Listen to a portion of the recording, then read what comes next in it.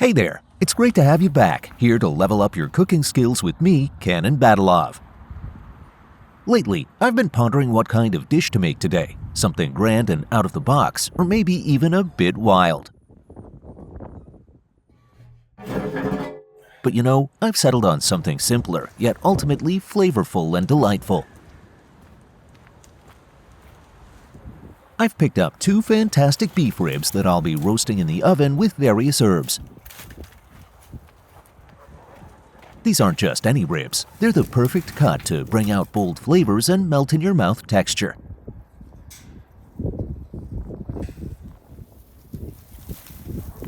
Let's make something unforgettable.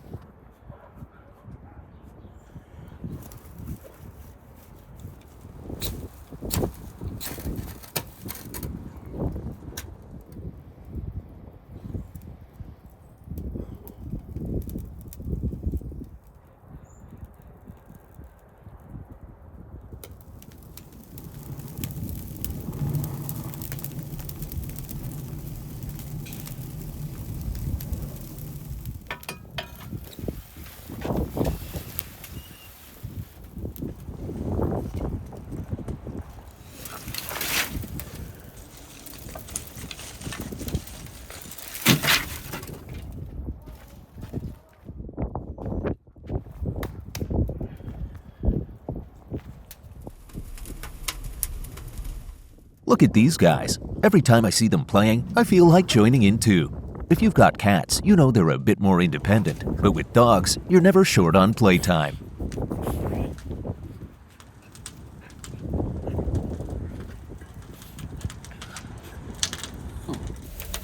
This is the ideal heat level for our ribs to cook just right. See that flame in the oven? That's exactly what we need to create that rich, slow-cooked flavor.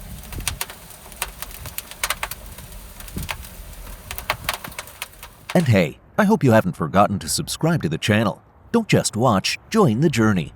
And of course, don't forget to like the video. Go ahead and click that button.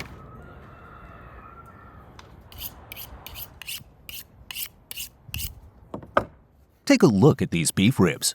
If you notice that thick layer of fat, that's what's going to give them an incredible rich taste as it melts down in the oven. Now, as I cut, I'm trimming away some of the white connective tissue nestled between the meat layers and taking off a bit of the excess fat. It's all about finding that perfect balance, enough fat to add richness without overwhelming the dish. You can almost hear that satisfying sound as the knife goes through. These ribs are going to be incredibly tender.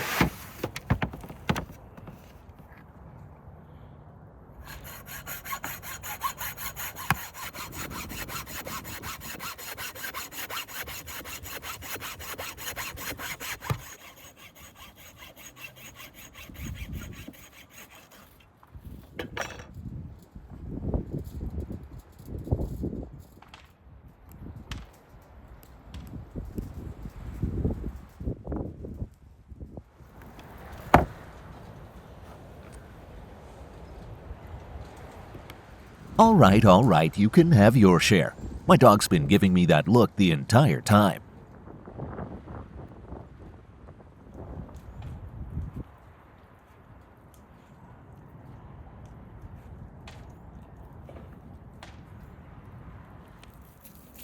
Now, if you're aiming for that melt-in-your-mouth texture, there are a few ways to get the best out of beef ribs. A long slow roast in the oven works wonders, or if you're in the mood for barbecue, a good smoke over low heat is unbeatable. How do you like to cook your beef ribs? Let me know in the comments. I'd love to hear your go-to methods.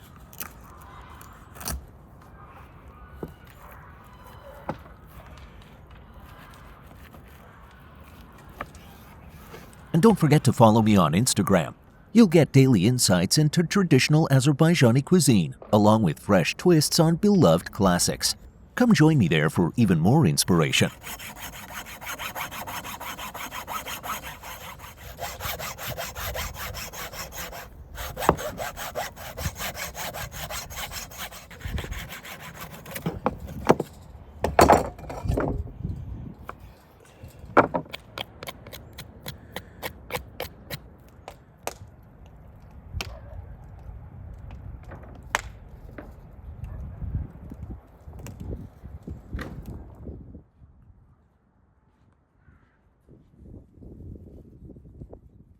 Let's grab a few sprigs of rosemary from the garden.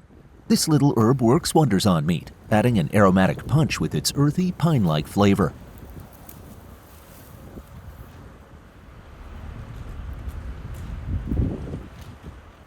And we can't skip the bay leaves. They're a must for any slow-cooked dish like this. These leaves release a subtle, slightly floral taste as they simmer, helping to deepen and round out the flavors of the beef. Now for a sprinkle of salt on these ribs. We're not just salting here, we're giving this meat the kind of special treatment it deserves. Think of this step as building the base flavor.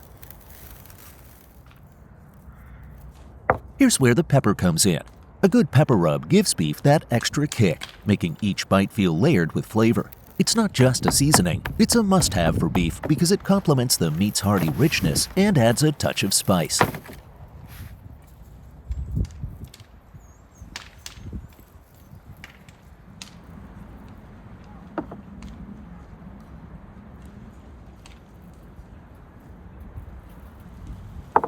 And a splash of olive oil. This'll keep everything juicy and help those flavors sink right into the meat.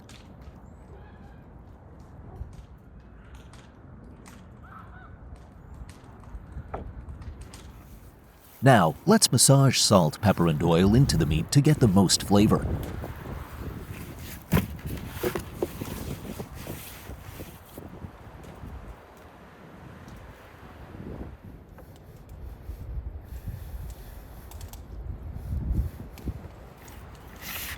By the way, where do you go when you need cooking inspiration? That's right, YouTube and me. But first, my friends, hit that subscribe button to stay tuned.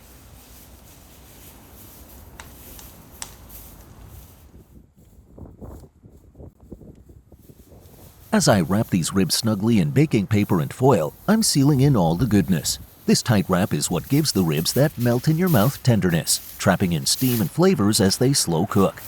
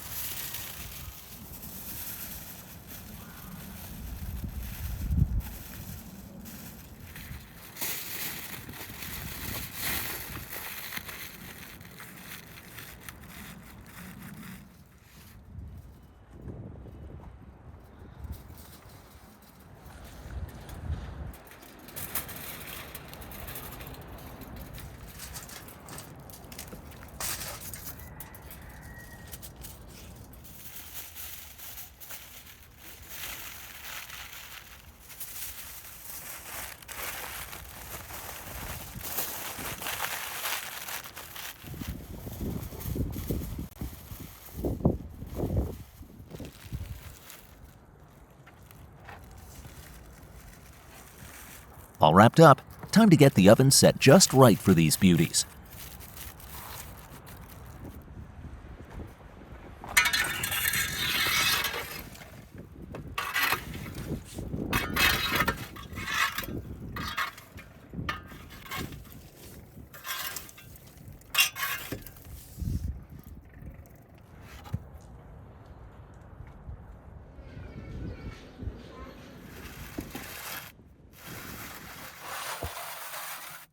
And in they go. Now the wait begins.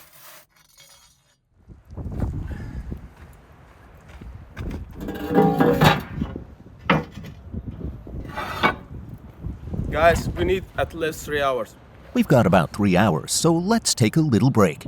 Perfect time to brew some tea.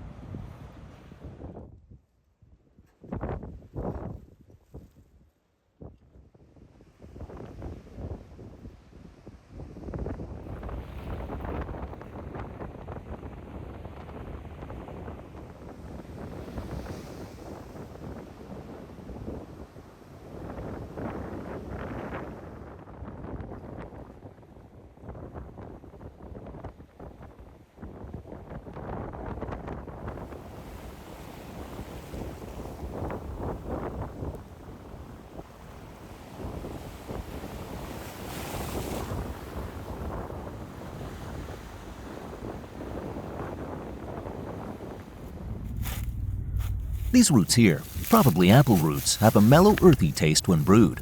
Adding a bit of root to tea gives it a subtle grounding flavor. We'll just give them a rinse and smash them a little before adding to our pot.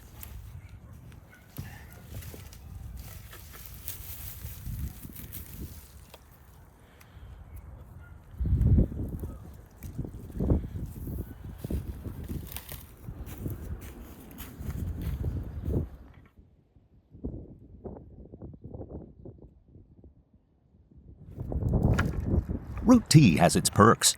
Apple roots, for example, add mild, woodsy notes and can have some calming grounding benefits. Just make sure to clean them thoroughly before brewing.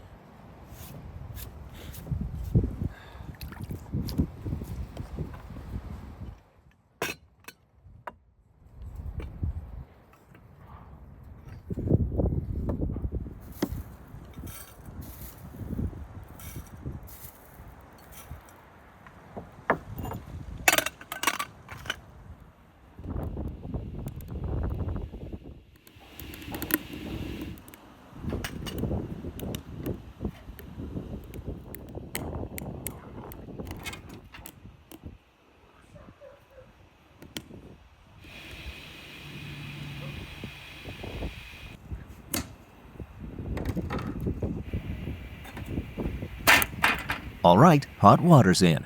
Let's let it steep for 5 minutes.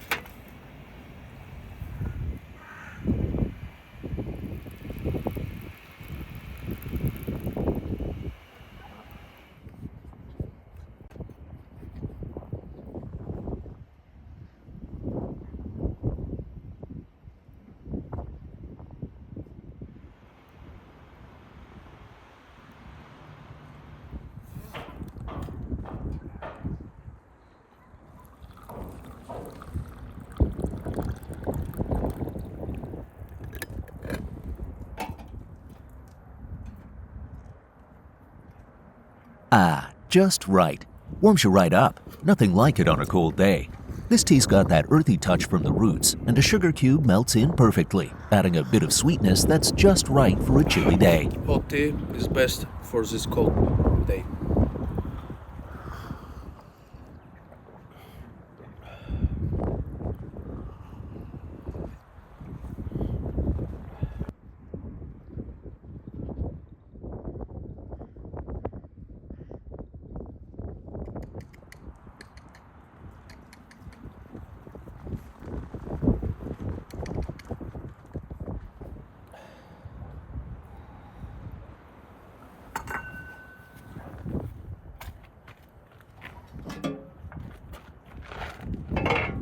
Looks like we're good to go.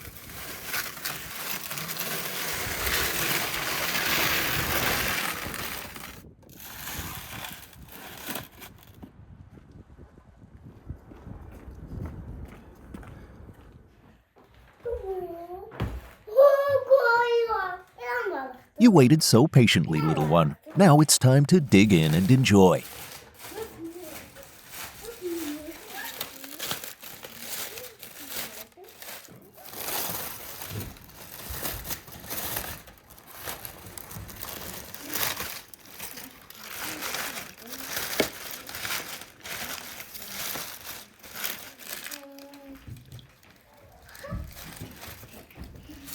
Just look at that. The ribs are so tender that they practically slide off the bone with a simple nudge from the fork.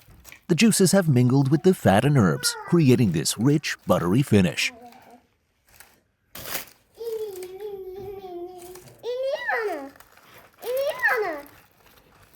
Here, try a bite.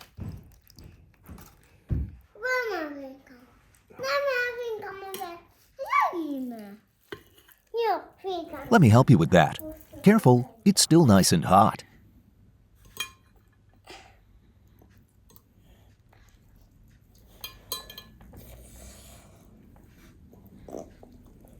Вкусно? Ne salam melek.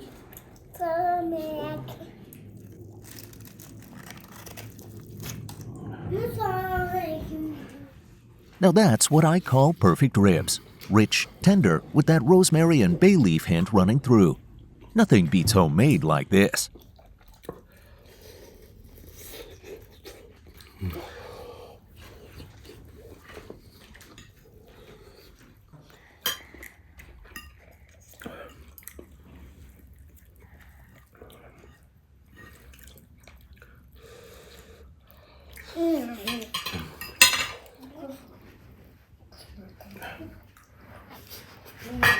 Kompot hoş.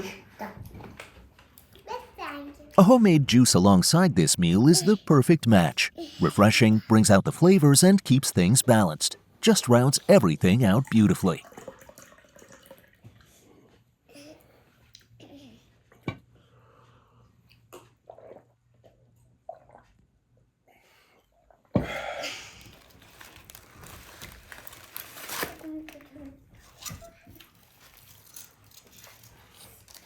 Gotta make it look as good as it tastes. Simple, rustic, and ready to share.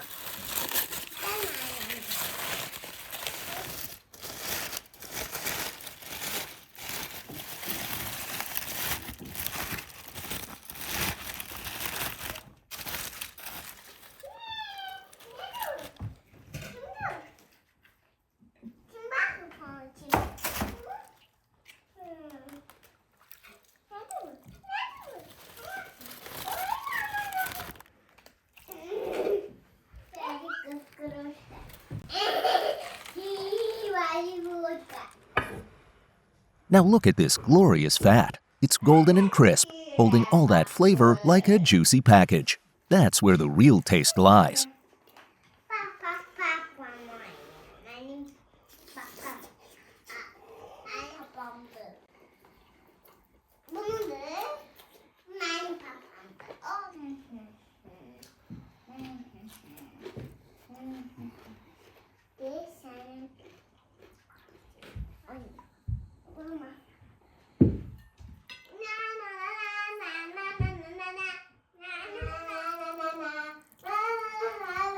And now, a quiet moment to savor. I'm Kanan Badalov, and it's been a pleasure cooking with you today. Until next time, keep the joy of cooking alive and keep creating dishes that bring people together.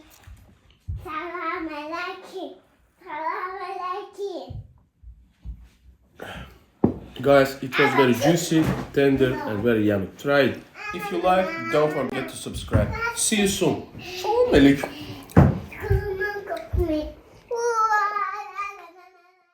Hello, my people. Ready to enjoy a beautifully grilled steak? Find yourself a cozy spot, sit back and watch as I turn this gorgeous beef cut into a mouth-watering masterpiece. Today, we're diving into the secrets of grilling perfection. This will be one steak you'll remember. First, let's trim off some of the excess fat and uneven edges to give our steak that clean, sleek shape. This helps it cook more evenly and gives us that beautiful finish we're aiming for.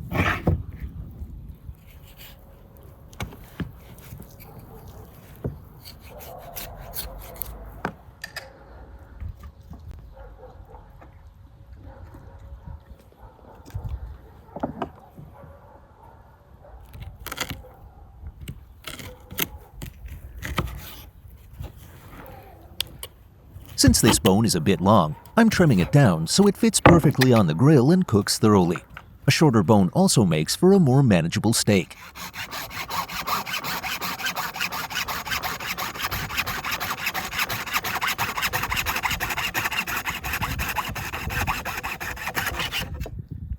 Look at these beauties. Can you already picture the end result? It's going to be fantastic. For many of us, the word steak brings to mind American culture, perhaps because all the films and TV shows where we've heard it so many times. But did you know steak actually traces its roots back to Italy? They called it bistecca. Of course, the tradition of savoring a beautifully roasted cut of meat has been around for ages, enjoyed by our ancestors long before modern cuisine.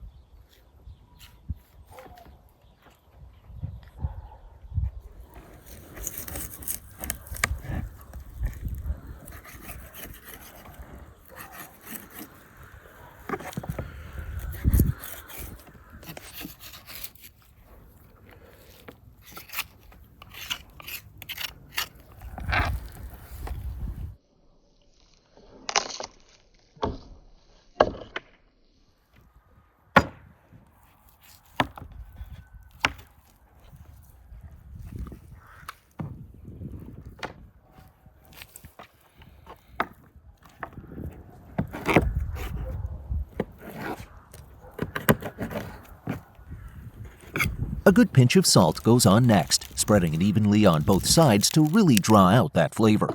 And of course, a sprinkle of black pepper to give it that kick. Now I'm adding some fresh rosemary. It's the perfect herb to bring out the meat's richness and add that subtle earthy aroma that makes each bite unforgettable.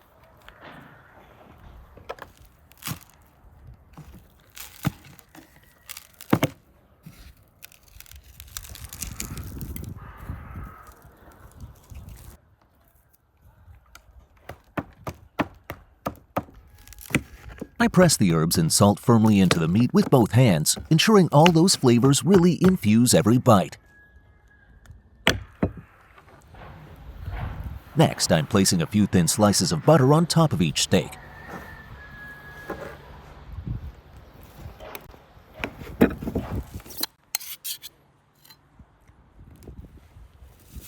Then I'll put each one in a plastic bag to boil them, which will help keep the meat tender and juicy.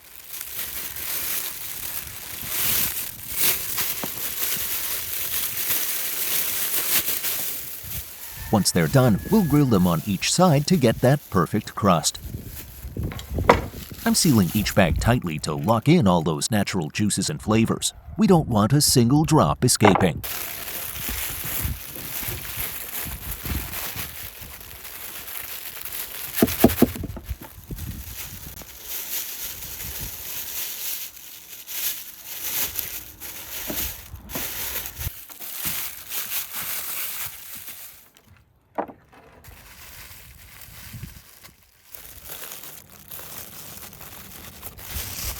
By the way, don't forget to follow us on Instagram for even more behind-the-scenes fun and daily cooking inspiration.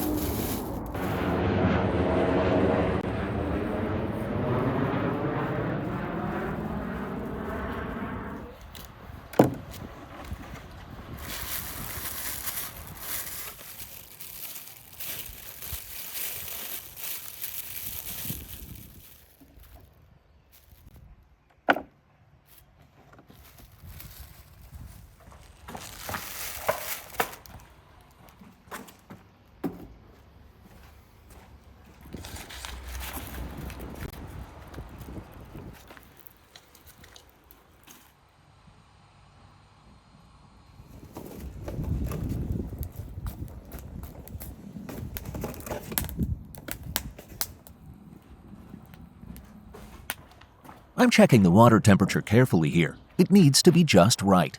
Boiling at a consistent low temperature ensures the meat cooks slowly, which keeps it tender while retaining all the flavor.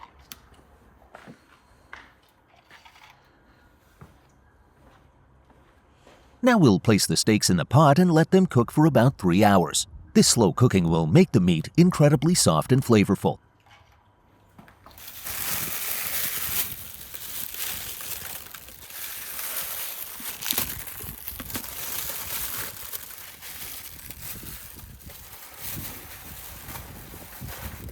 Guys, we must keep it at low heat 3 hours.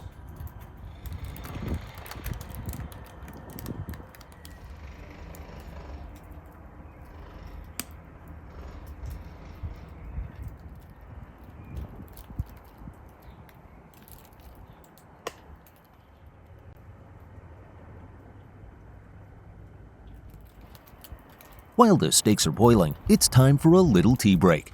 My trusted companions, as always, are right by my side. They may not help much with the cooking, but they sure make the process a lot more enjoyable.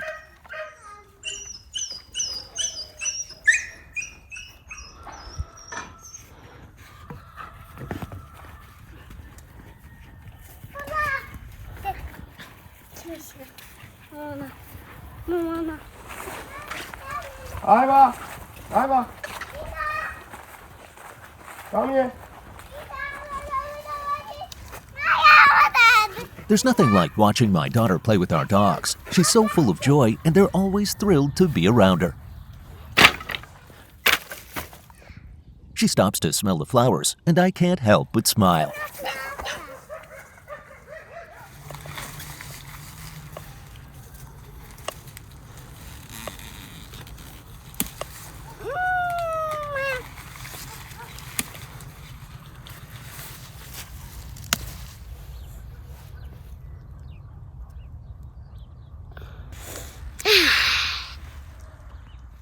Here I am sitting by the fire, brewing a pot of tea, soaking in the peace of this simple moment. These are the times that make life feel just right.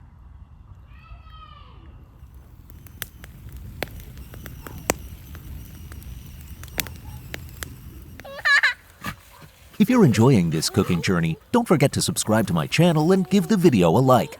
We've got plenty more recipes and stories to share, and I'd love to have you join us for each one.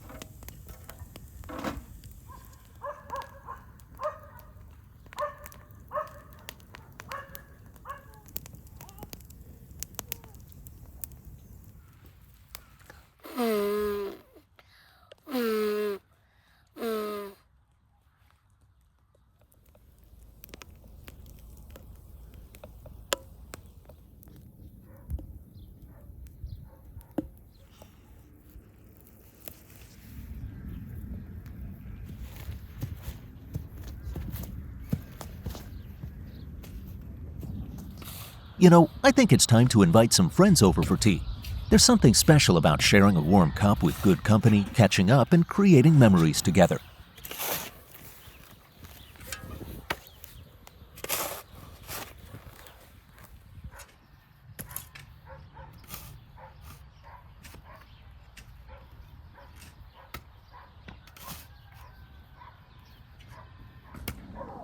Goshi, gel çay içmeye. Gel çay içmeye kendi damla. Gel indi. Gel.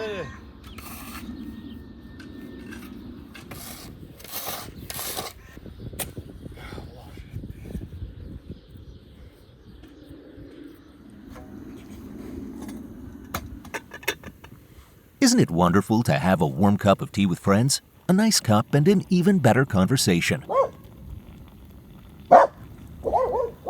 It's simple, but it's what makes these moments unforgettable. There's comfort in good tea and even better company.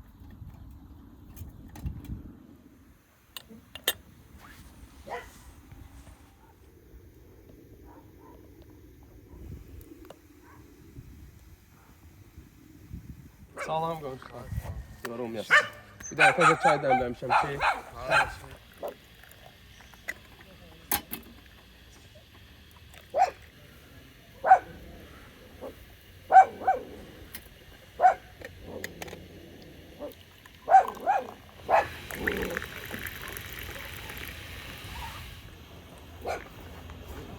We're all so busy these days, and sometimes it feels like there's never enough time to truly sit and chat with friends. But moments like these remind us how important it is to slow down and reconnect. Həmişə xoş günlərə, xeyirli işlər. Belləməyə. Vaxtı da. Ha, vaxtıdır, belləmə yox.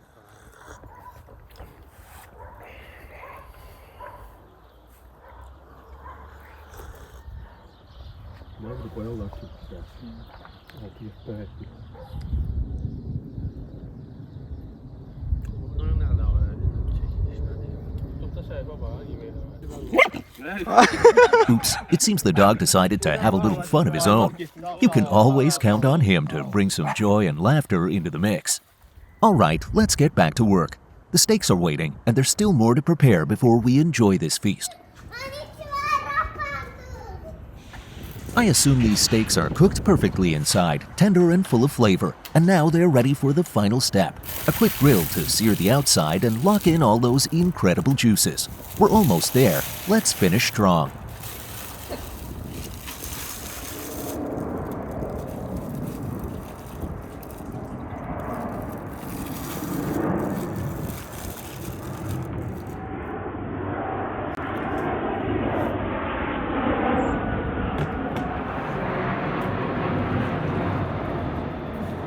Time to get the barbecue ready. We're aiming for a nice hot grill with an even layer of coals to give the steaks that classic charred crust. There's nothing quite like the aroma of meat hitting the grill, mingling with the smoke.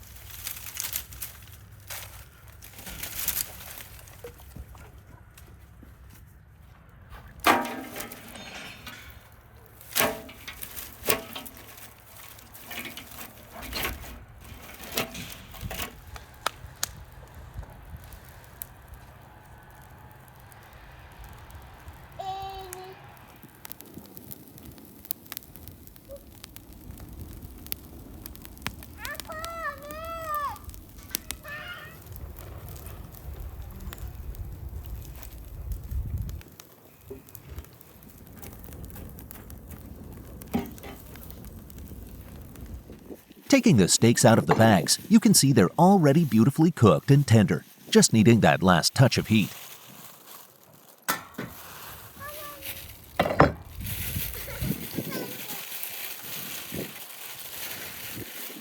They're soft to the touch, showing they're cooked through just right, ready to be seared and given that mouth-watering finish.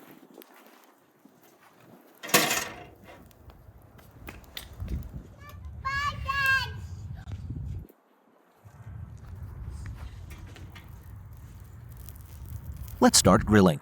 The steaks sizzle as they hit the grill, and the juices start bubbling up, giving off a rich aroma that fills the air. The smoke swirls around them, while the butter and herbs we added earlier mix with the heat, creating a savory, mouth-watering scent. This is the best part, watching the outside develop that perfect crust, while knowing the inside remains tender and juicy. Each steak is taking on a beautiful char, the kind that promises deep flavor in every bite.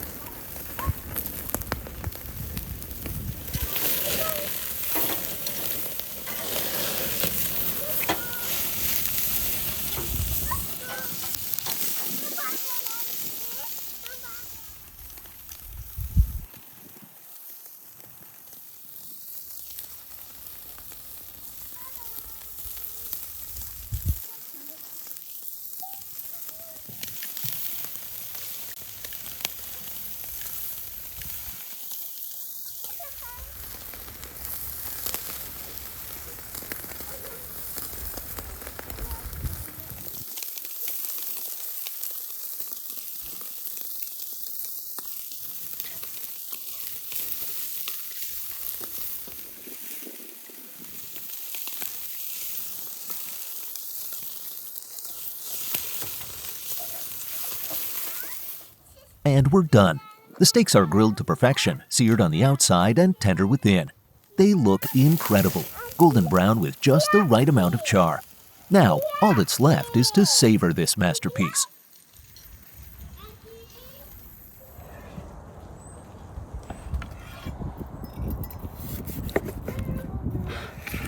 As I slice into the steaks, you can see that perfect rose-colored center. Just a bit of pink, exactly what we wanted for a medium rare finish. This color tells you everything. The meat is tender, juicy, and perfectly cooked for maximum flavor.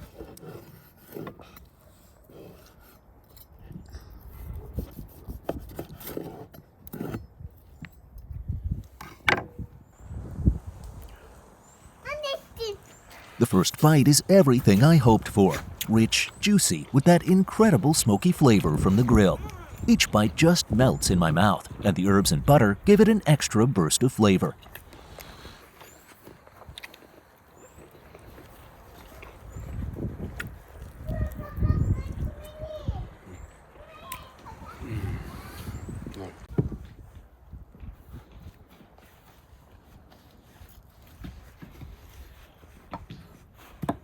Slicing through the meat, you can see just how perfectly it's cooked. Firm yet yielding, with a juicy center that's packed with flavor. This is steak at its best.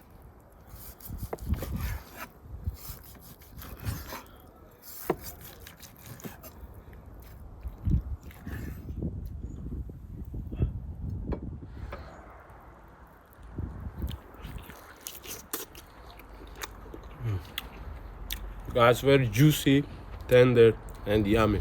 Yummy and juicy. Every cut, every bite, It's exactly what I imagined. Don't forget to subscribe. See you soon. Assalamu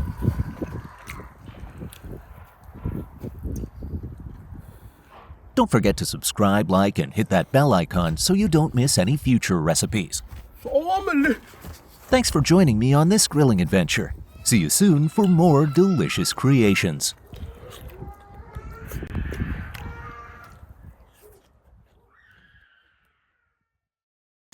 Hello, dear friends and food aficionados. I'm back, bringing you another round of hearty, homemade fast food delights. Today, we're crafting a juicy, king-sized burger to show that a perfect burger isn't just assembled. It's built with passion and a whole lot of flavors.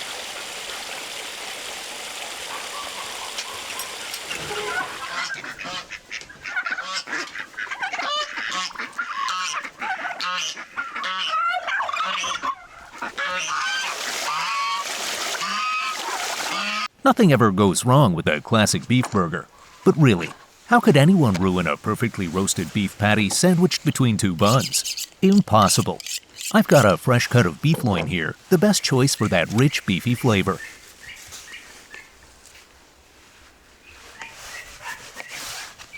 Look at this vibrant red color. Every cut just glides effortlessly through the meat. It's pure quality.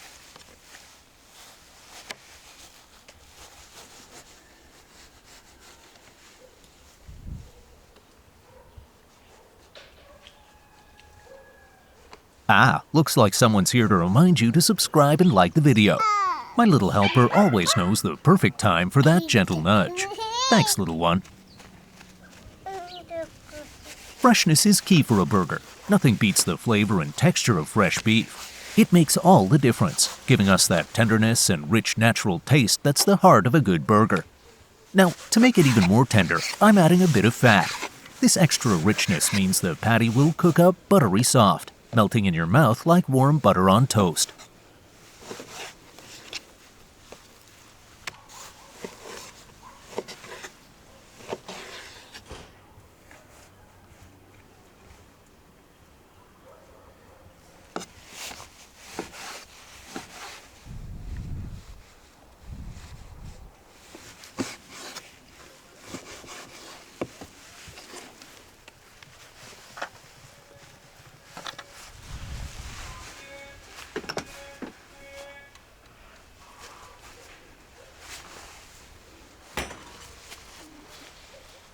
A pinch of salt, and now it's time to start mincing. Precise quick cuts gets us just the right texture for that tender bite in every mouthful.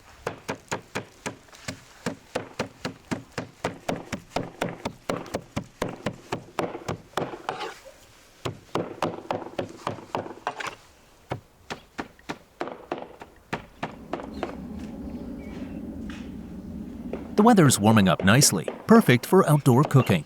Although, I think this jacket might be a bit much for today's sun. Alright, time to get our hands into the mix. There's nothing quite like working the meat with your hands to create the perfect texture.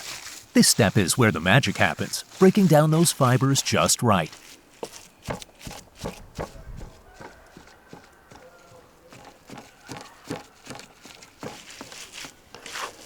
I can already tell the meat has that perfect consistency, soft yet firm enough to hold its shape. It's going to make an outstanding patty.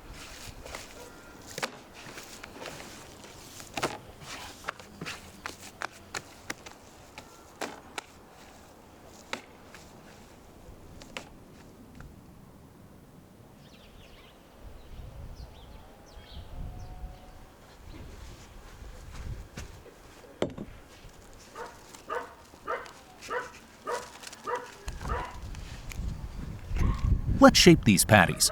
I've brought out a wooden plate lined with cling film, added a bit of oil, and now I'm pressing the meat into a large, thin patty. This technique keeps the patty from sticking, helps hold its shape, and lets the flavors develop evenly as it cooks.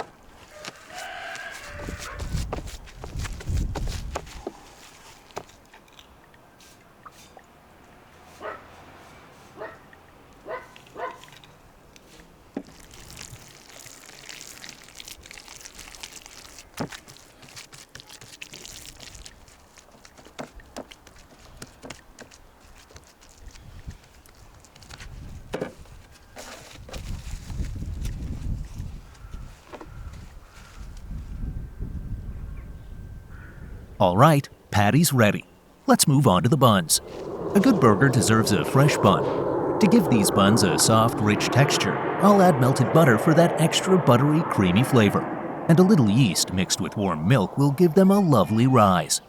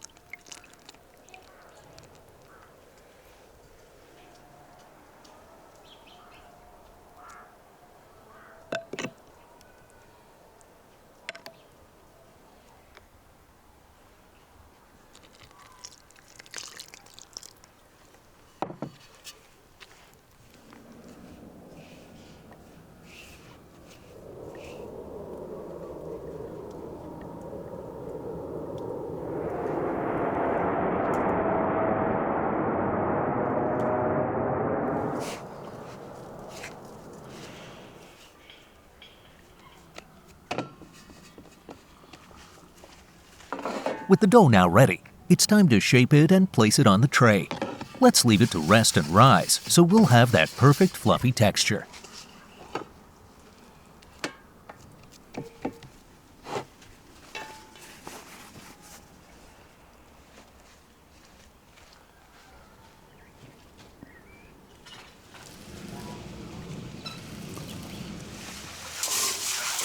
Now, while the dough's doing its thing, I'm never one to idle.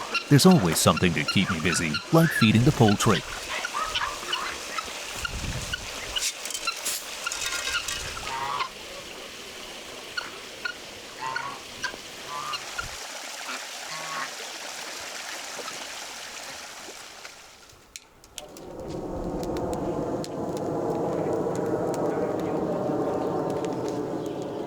Or painting the fence. Even when I want a little break, there's always a task that needs doing.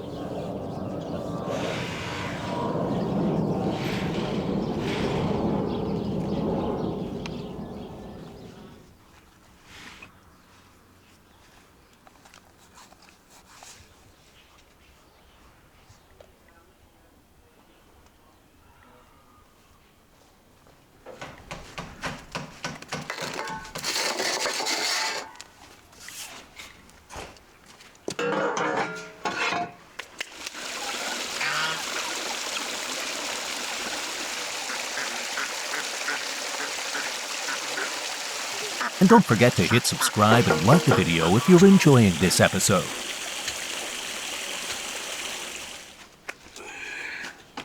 Wow. Yes, French fries are on the menu too, but instead of serving them as a side, they'll join the burger, adding that satisfying crunch inside. A little crispy bite within the burger brings the texture to a whole new level. Papa, Mattia. While I'm prepping the ingredients, I notice someone here sneaking bites. So if the burger's missing tomatoes, you all know who the culprit is, this little one. Have you ever wondered why a classic burger includes onions, tomatoes, and salad leaves? Well, for me, each ingredient has its place. The onion gives that punchy kick, tomatoes add juicy sweetness, and the salad leaves brings a refreshing crunch. Together, they make a perfect balance.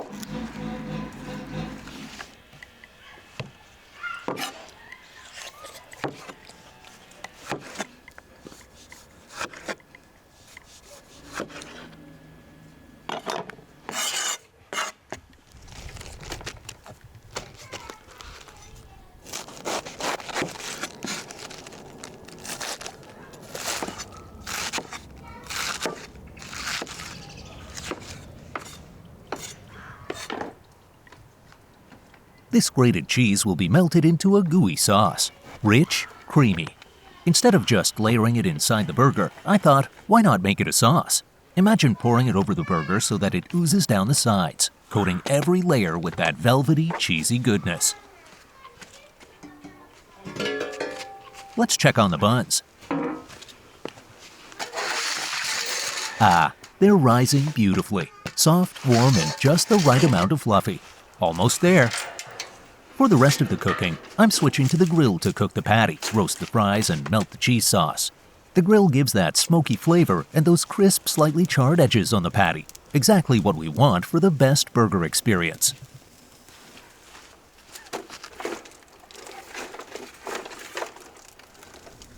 So friends, I'm curious, what's your favorite fast food? Are you Team McDonald's, KFC, or something else? Drop your answer in the comments and let's see which side wins. Personally, I'm always torn between McDonald's and KFC. Each has its own charm.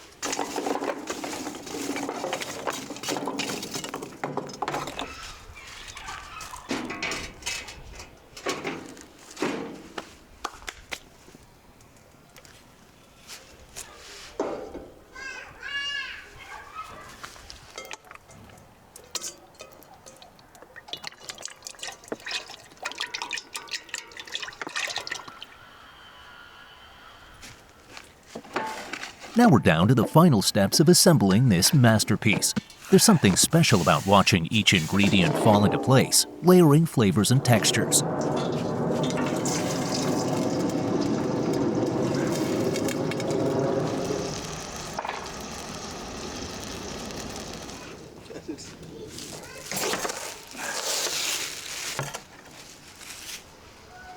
I'll start by grilling one side of the patty until it's cooked. Then carefully flip it to finish on the other side.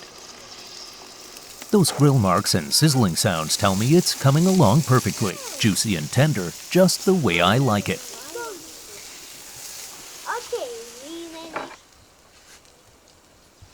This patty is nice and thin, so it cooks up fast and evenly.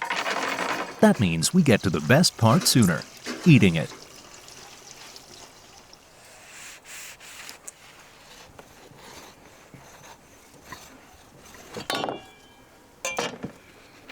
Time to start layering.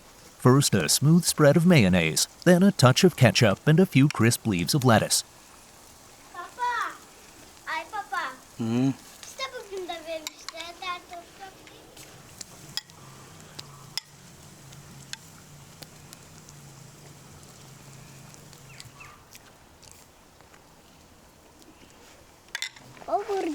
The fresh ingredients bring out the best in each other, enhancing the rich flavors of the patty.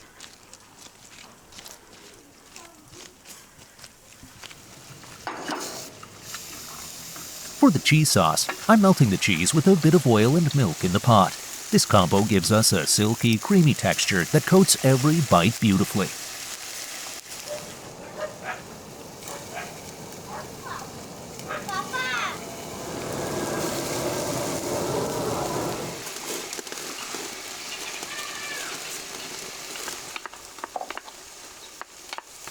To add a little visual pop, I'm mixing in some edible orange powder to make this cheese sauce a vivid, appetizing orange. The color alone makes you crave it.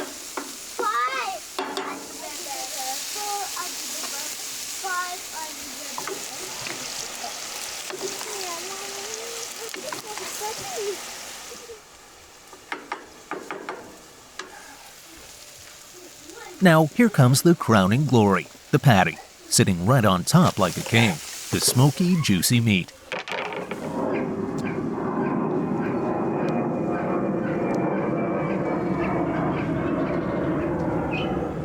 Adding the final touches with slices of tomato and red onions.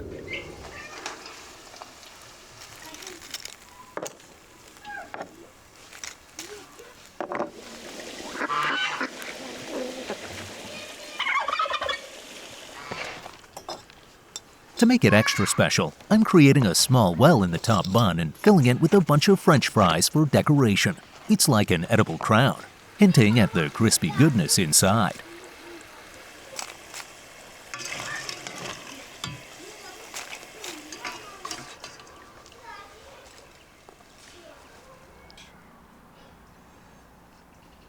And for the finishing touch, just a bit more cheese on top. Because, let's be real, more cheese makes everything better.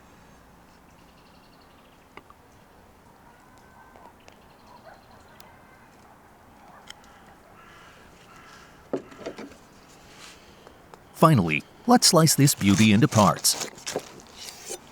Look at those layers. Each slice oozes with cheese, and the meat looks perfectly cooked. Every bite is going to be incredible.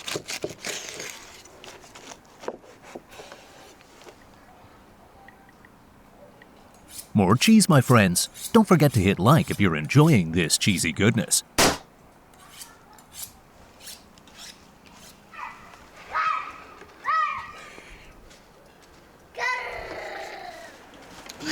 A homemade burger like this one, enjoyed with my daughter, makes all the effort worth it.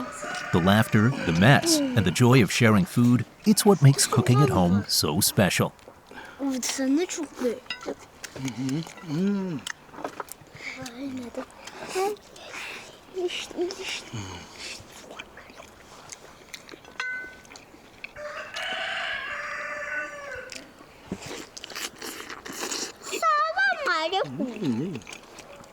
There's something wonderful about bringing these recipes to life. Trying new ideas and turning simple ingredients into something amazing is what cooking is all about.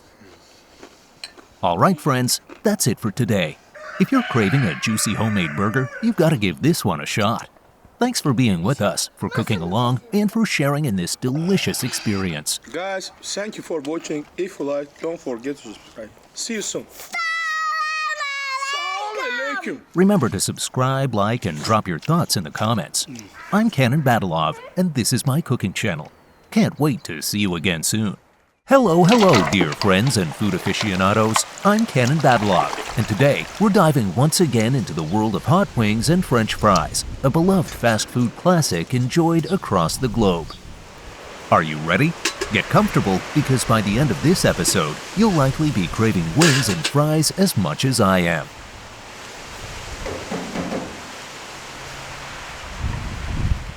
This bowl of wings is about to transform into a crispy, spicy delight that's golden brown on the outside and juicy on the inside.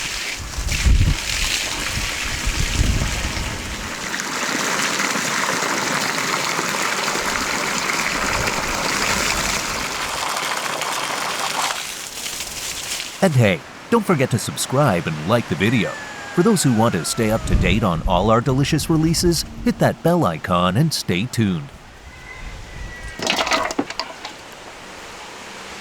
Time to season these wings. Add a pinch of salt, a dash of pepper, smoky paprika, and turmeric for a vibrant orange color. Did you know the idea for spicy, crispy wings, like the KFC style we all love, originated in the US with Southern-style fried chicken? Hot wings as a specific style came from Buffalo, New York, and soon became a fast food staple, with restaurants like KFC putting their own twist on it. So we're channeling a bit of that heritage today with our own spin.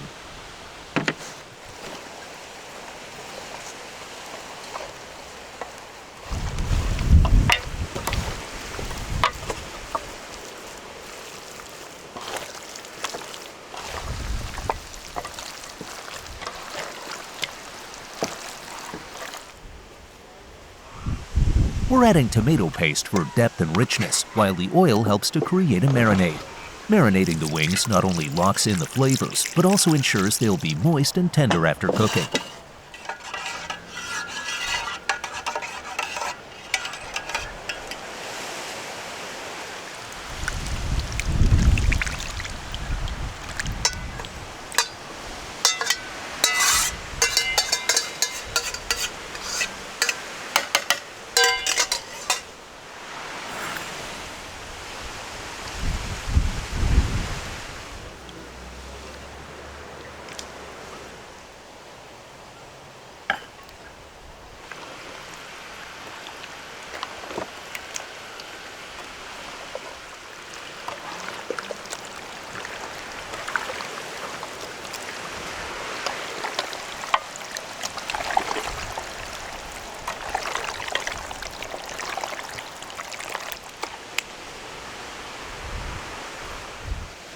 Alright, while the wings soak up all those spices, let's move on to the potatoes.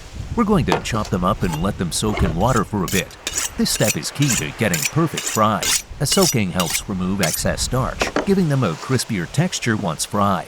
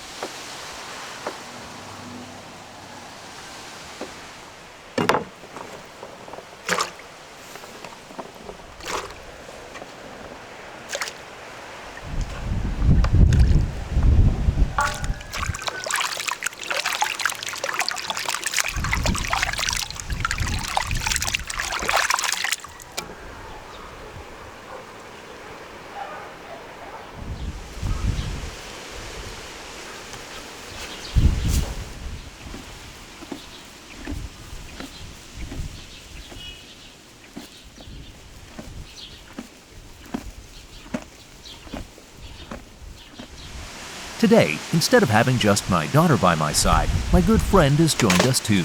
It's always better to cook with a little company, not just for the help, but for the fun of it.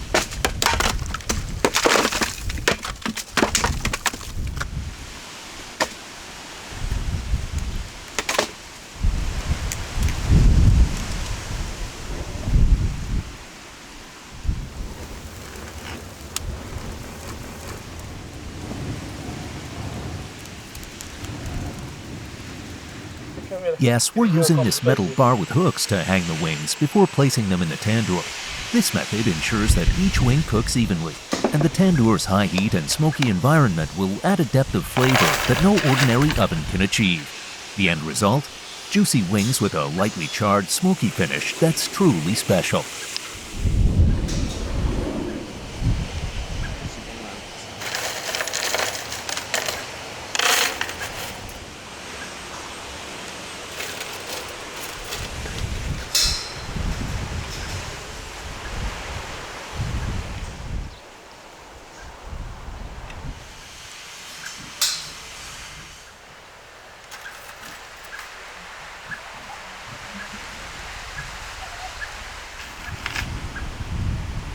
If you haven't subscribed to the channel yet, do it now so you won't miss out on any of our fantastic content. Like the video and hit that bell icon to stay in the loop.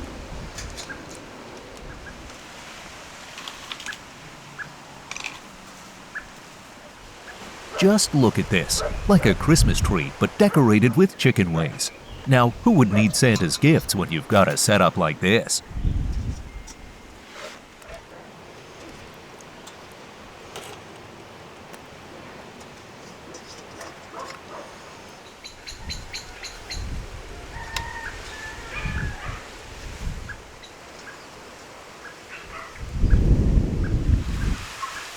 Alright, let's get this delicious creation right into the tandoor.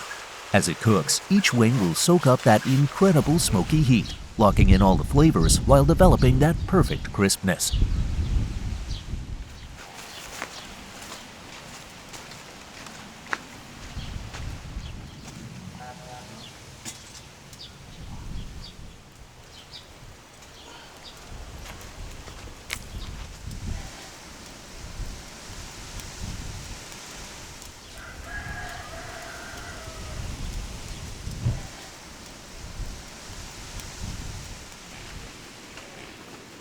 Let's cover the tandoor with the lid to keep all that heat locked inside.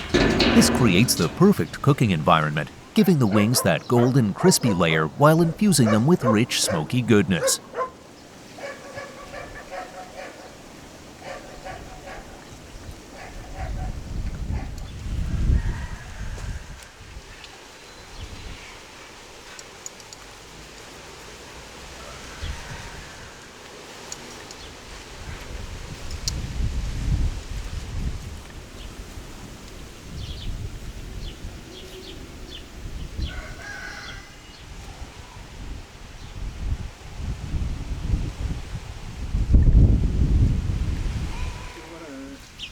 These wings cook out pretty quickly, so we won't leave them in too long. We're aiming for juicy perfection. not a charred disaster. Yahoo! The aroma is unbelievable. Even my stomach's making those hungry sounds, just begging for a taste.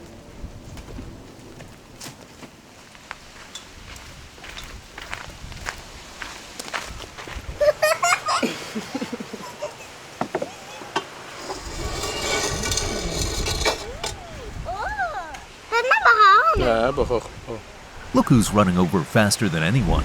Must be the power of that irresistible smell. Come on, come grab one, but be careful. They're piping hot. Salam alaikum. All right, my friend, let's have a taste too. Oh my goodness, this is incredible. We'd better pace ourselves or we'll finish them all at once. Yeah, man, tasty. But we've got French fries to go, so let's save a little room. Salam alaikum. Let's preheat the pan and pour in some oil. We need it hot, really hot, to get those fries perfectly crispy.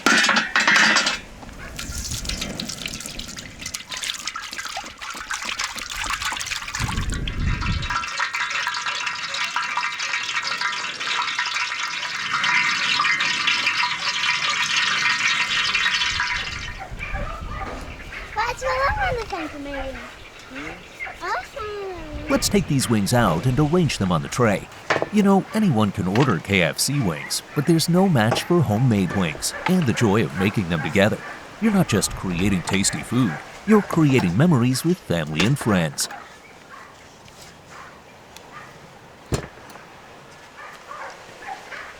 All right, let's start this sizzling symphony. We'll need just the right amount of time to get these French fries perfectly golden and crispy.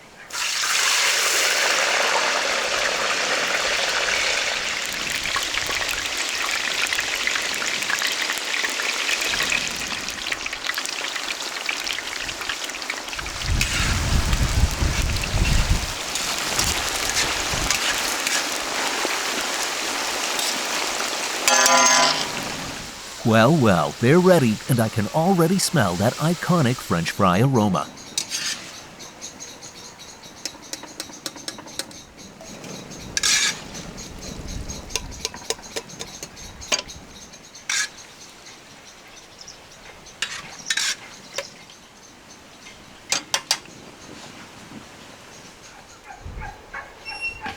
There it is, my friends, a golden shower of fries raining down onto our KFC-style wings. Ever see anything quite like this? With this final touch, we're all set to serve up this culinary masterpiece.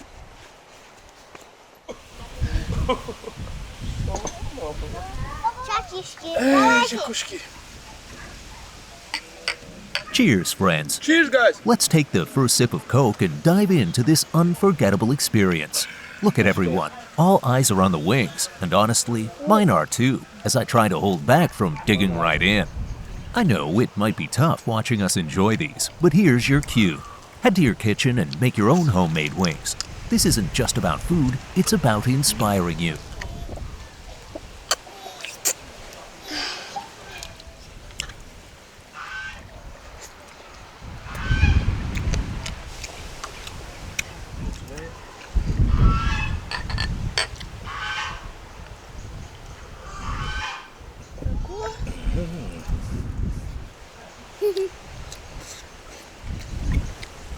If you're ever in need of inspiration, here's the solution. Subscribe and get inspired by our cooking. And don't forget to like the video and drop a comment sharing your thoughts on today's episode.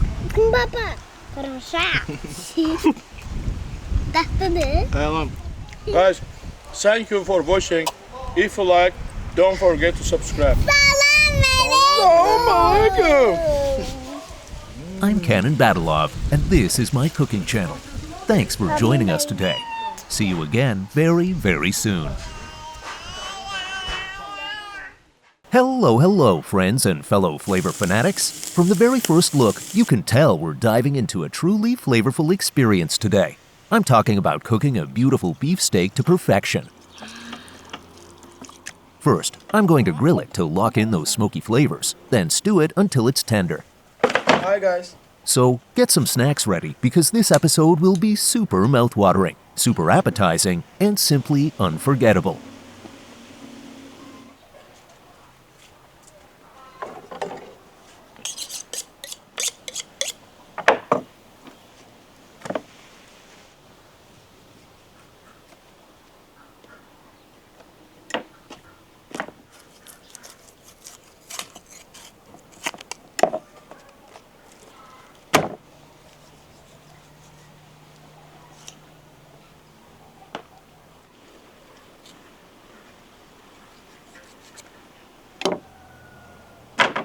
Let's get these steaks ready for the grill. A good brush of oil on each side will keep the meat moist and prevent it from sticking. The oil will also help them brown beautifully, giving each one that perfect sear.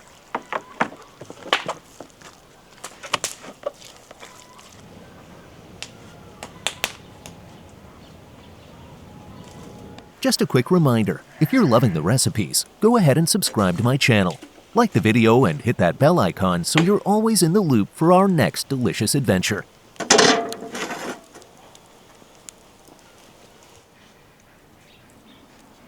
Now, here's a generous sprinkle of salt, essential to any good steak. It's not just about seasoning. The salt actually enhances the steak's natural flavors and keeps it juicy as it cooks. You can already hear that sizzle as the fat hits the grill. There's nothing quite like it.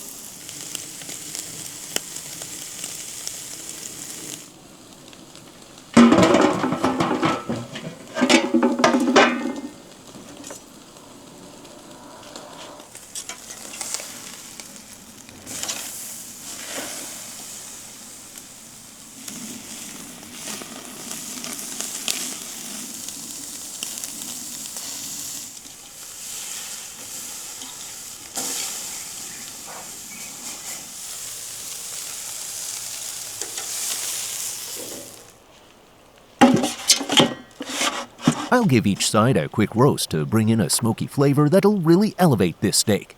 This initial sear locks in all the juices, creating a delicious crust on the outside while keeping the inside tender and full of flavor.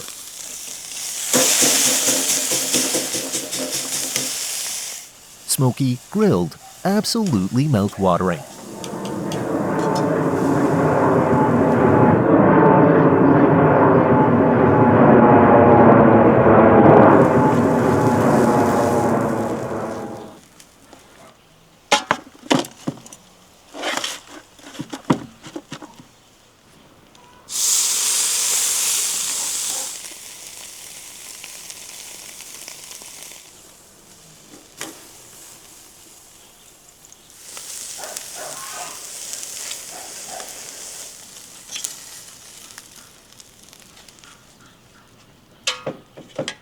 With the grilling done, we can move on to the next step. I'll slow cook these beauties by stewing them with bay leaves. Green grape juice.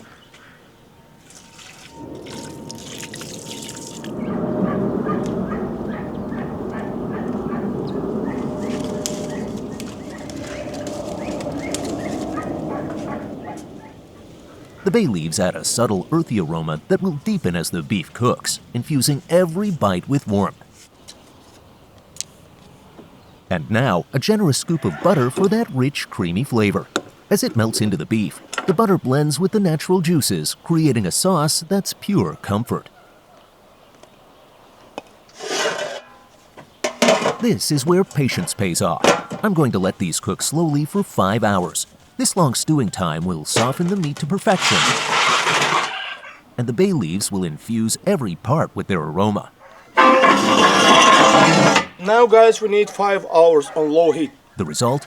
A steak so tender, it practically melts in your mouth.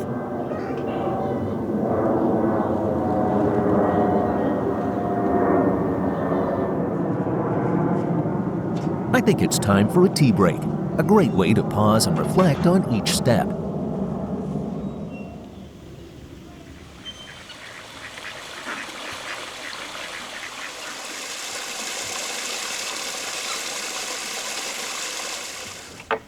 During these moments, I like to think back on what I've done so far and imagine how I might make the recipe even better next time.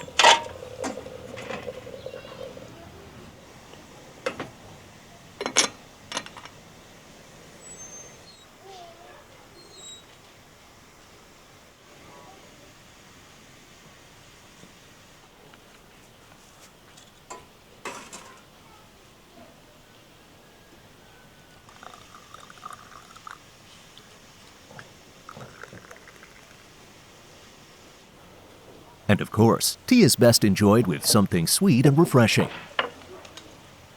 In Azerbaijan, we always pair our strong black tea with a bit of fruit jam for that perfect balance of flavors.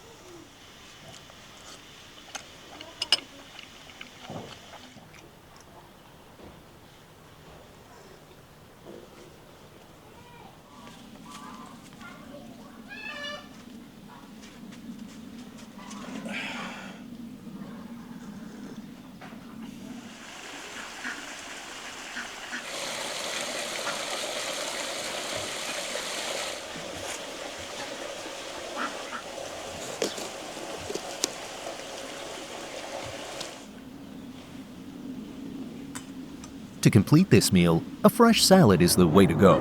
The contrast between the rich, hearty beefsteak and crisp, vibrant vegetables is going to round everything out and make each bite even better.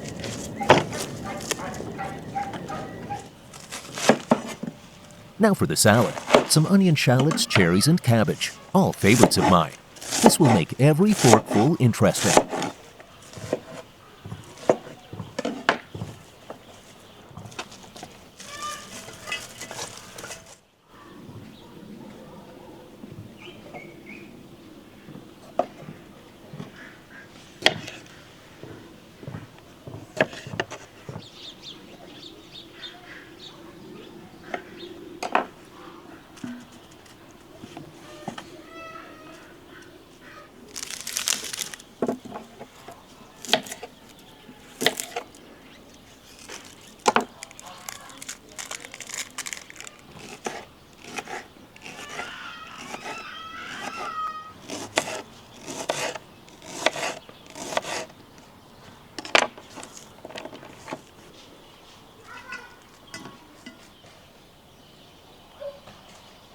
Adding a bit of avocado here is perfect, bringing a creamy, earthy flavor that complements the other fresh veggies.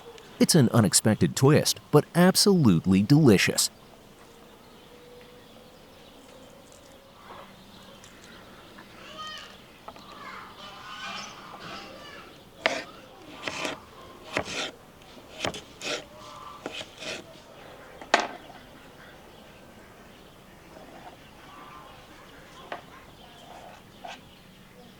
Next up, some white cheese, probably goat cheese, to add a tangy, smooth touch. This will balance out the sweet and savory flavors beautifully. Now I'll throw in a handful of coriander, purple basil, and dill, plus a squeeze of lemon juice for brightness.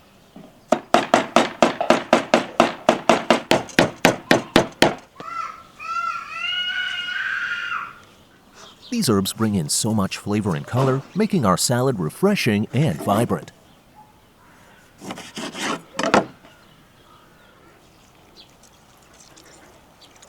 A quick drizzle of oil and I'll mix it all together. Now each ingredient is coated, combining earthy, tangy, and bright flavors in one delicious salad.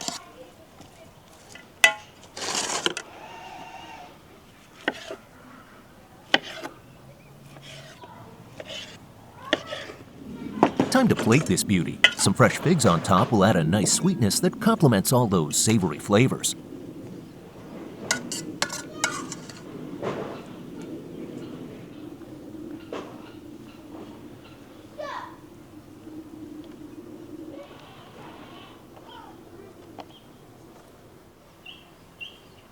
It's done, guys.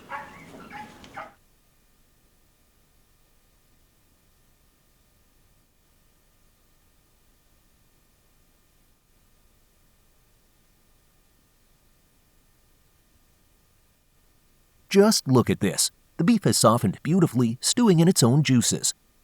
It's done, guys.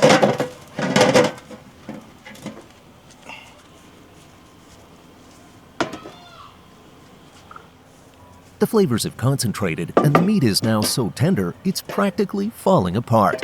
This is the magic of slow cooking. Pure, intense flavor in every bite. Now, let's get these steaks on a plate and pour some of that rich sauce over the top.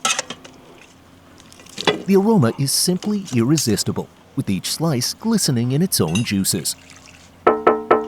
Remember to subscribe, like the video, and hit the bell icon. My small company here is eagerly awaiting dinner. This beefsteak might look big for our youngest guest, but don't worry, she's more than ready to tackle it. Bunu ben de. She's always up for a flavorful challenge, and tonight's feast is no exception.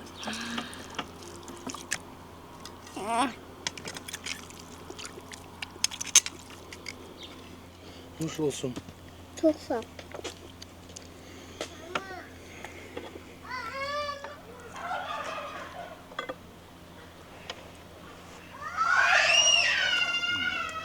Taking that first bite, I can't help but smile. It's everything I'd hoped for. Smoky, tender, juicy, with that delicate aroma from the bay leaves lingering in every mouthful.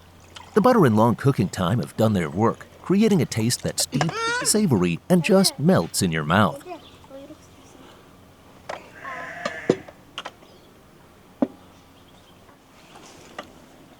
How about a salad? Okay. Mama! Cheers, guys. Cheers, guys. And of course, no sauce like this should go to waste. Dipping a piece of bread in it, I can taste a burst of rich flavor. There's something deeply satisfying about soaking up these juices.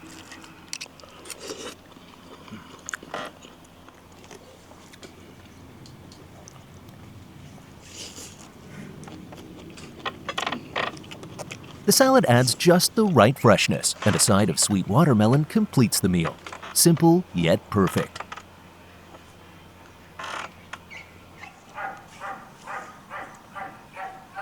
Well, friends, we've reached the end of another delicious episode. I'm Kanan Badalov, and I hope you've enjoyed this flavorful journey. Guys, thank you for watching. If you like, don't forget to subscribe. See you soon. Salam alaikum! Don't forget to like, subscribe, and join me next time for more unforgettable recipes. Until then, happy cooking. Hello, dear friends, food fanatics, and gastro geeks. Welcome back. Today, I'm thrilled to bring you something out of the box, a steak pizza. I know, you're probably thinking, steak on pizza? Well, why not? Sometimes the best things come from a little experimentation.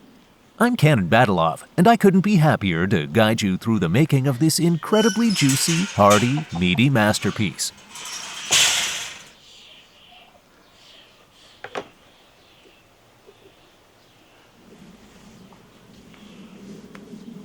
Dry-aged, good piece of beef.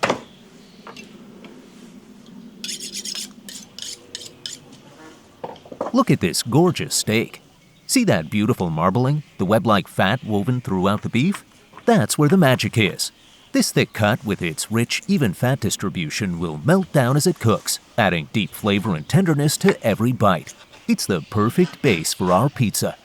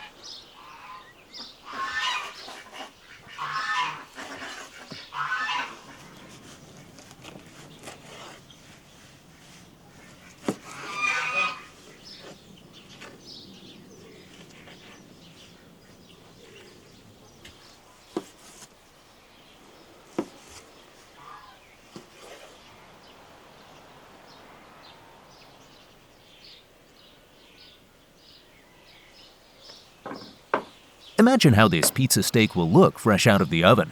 The juicy seared steak covered in bubbly cheese, golden edges, and perfectly roasted toppings. The flavors are going to hit all the right notes. Umami rich, savory, a hint of smoky from the grill. I came up with this idea because, really, who wouldn't want the best of both worlds, steak and pizza? Trust me, you'll be hooked.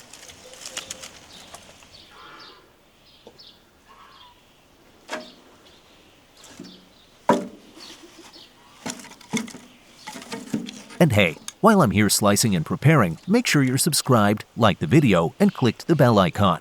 You don't want to miss more of these fun culinary twists.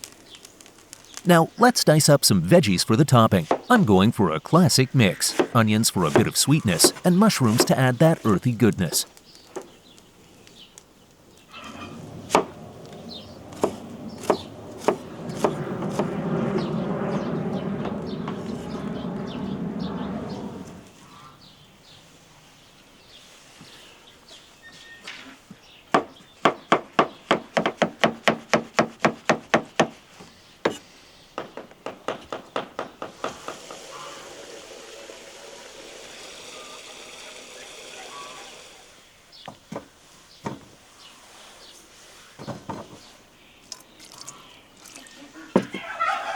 Now, I'm rubbing salt onto these potatoes. This helps them develop that perfect flavor and texture as they cook.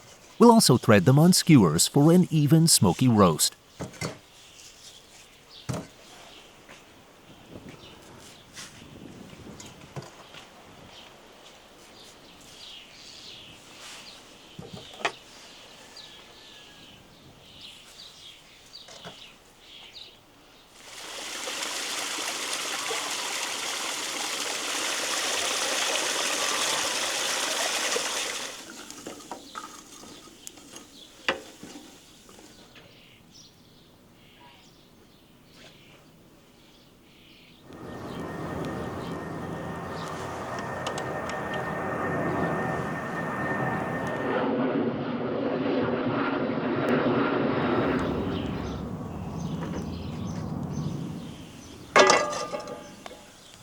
Before the mushrooms go on the steak, I'll give them a quick roast. This will intensify their flavor and add that lovely caramelized edge, making them even more delicious.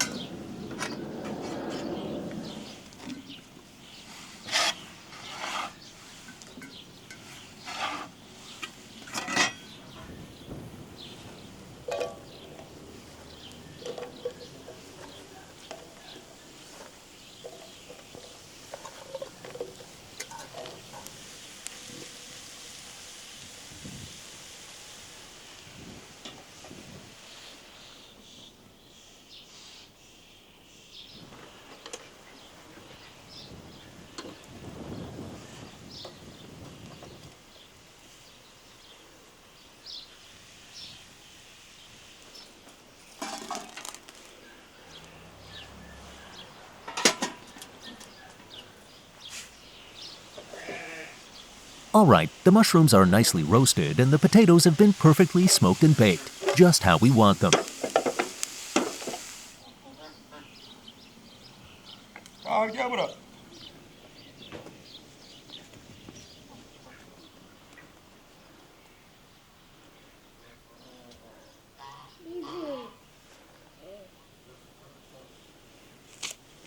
Hey, Lily.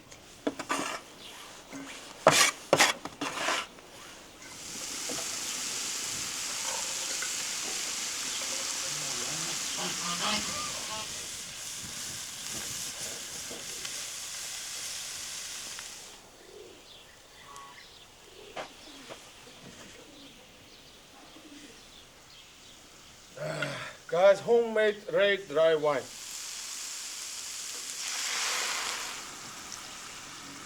Now, we'll stew the mushrooms with onions, a splash of red wine, some fresh purple basil, and a few greens. We'll let this stew gently for a few minutes until the flavors meld together. This mix will add rich depth to our pizza and enhance each bite. Let's take a quick break and brew some tea. We'll need it for the final stages of cooking.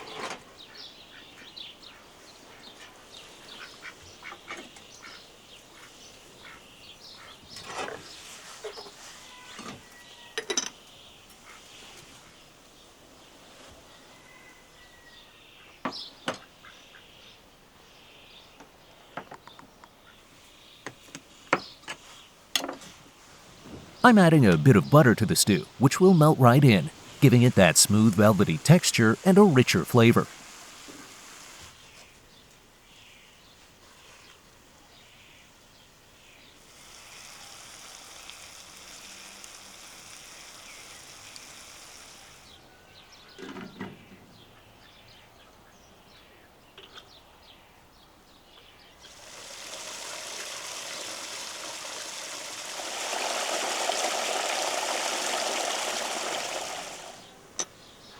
While I enjoy this tea, I'll have a treat, a Georgian traditional delight called cherkela. It's like a candle-shaped candy made by dipping nuts into grape juice that's thickened into a jelly-like consistency.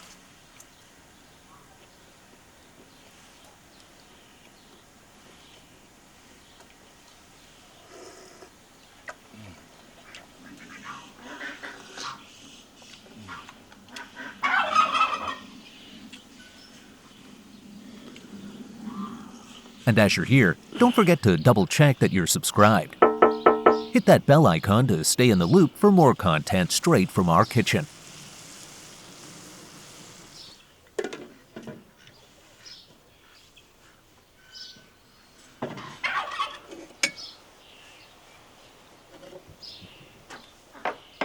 Alright, let's add some finishing touches: salami slices, black olives, and tomatoes. These will give our pizza a little salty kick and a fresh, tangy contrast.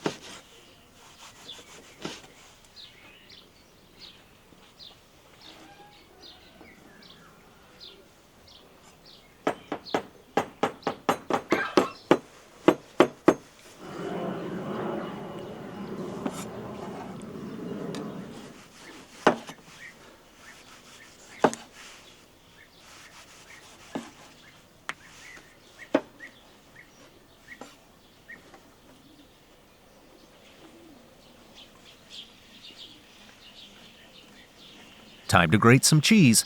Nothing like a generous layer of melted cheese on top of our creation.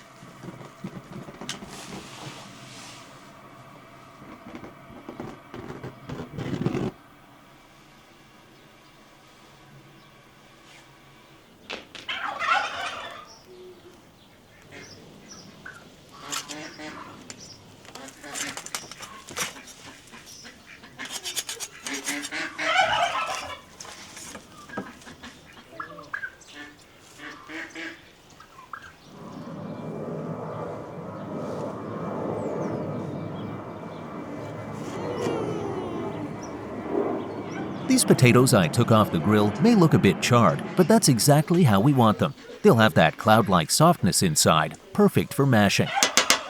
I'll add a little dill to this mash. It's going to be the ideal side for our pizza steak.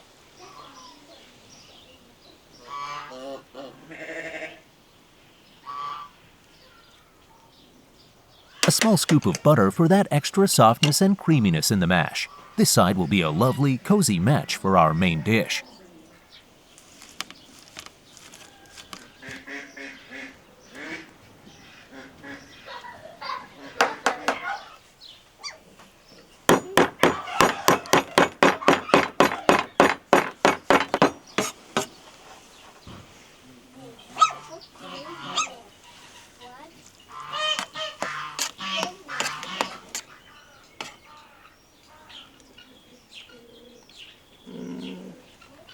Best potato puree with flaming flowers, smoky flowers.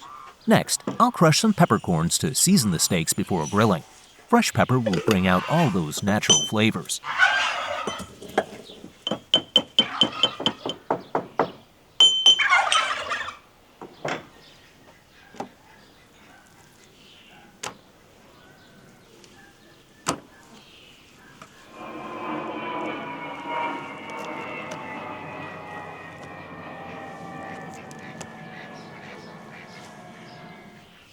Now, let's press a bit of oil into the meat. This helps to retain moisture while grilling and gives a beautiful sear on the outside.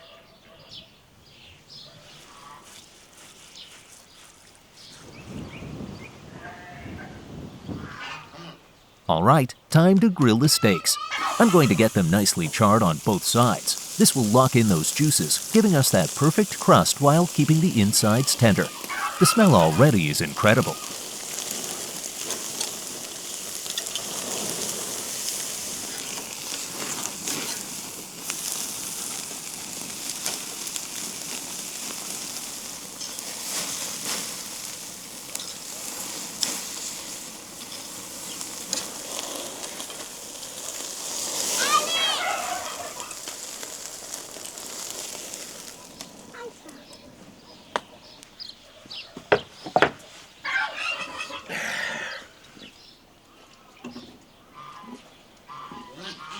With our steaks grilled to perfection, I'll arrange them close together to form the pizza base.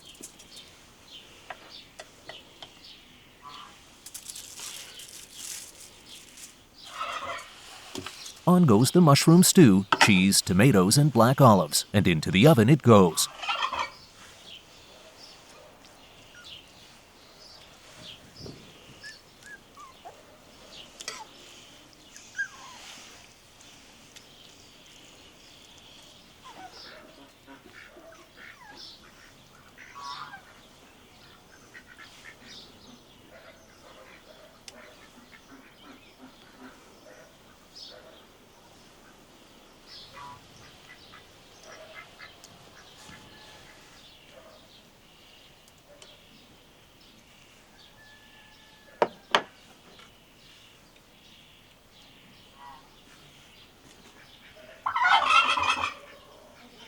We'll bake it for around 10 to 12 minutes until the cheese is fully melted and everything comes together beautifully. And hey, while we wait, a quick reminder to subscribe, like, and hit that bell.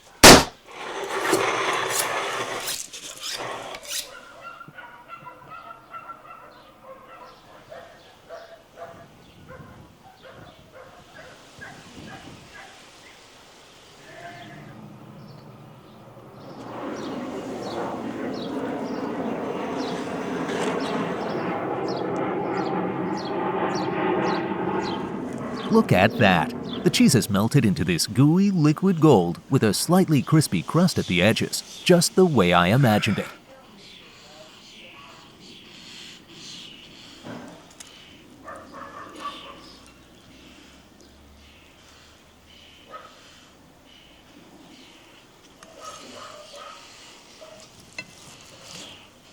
Now, let's see how this tastes.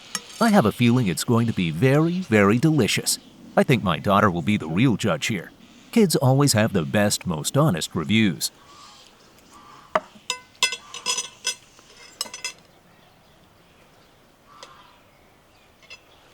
It's truly a feast for the senses. The juicy charred steak, the creamy melted cheese, the flavorful mushroom topping. It all comes together perfectly. Each bite is an explosion of flavors, and the steak has soaked up all those savory toppings like a sponge.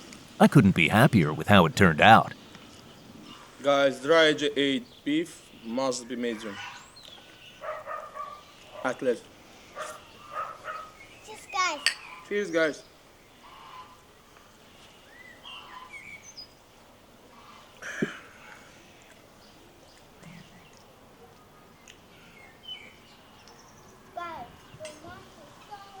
And that's it for today. Thank you so much for joining me. I hope you enjoyed this little culinary experiment as much as I did. Thank you for watching. If you like, don't forget to subscribe. See you soon. Salam alaikum. Don't forget to subscribe, like, and hit that bell to keep up with all our tasty adventures. See you next time in Kanan Badalov's kitchen. Hello and welcome, foodies. I'm Kanan Badalov, here to deliver yet another jaw-dropping steak recipe, guaranteed to make your taste buds dance in delight.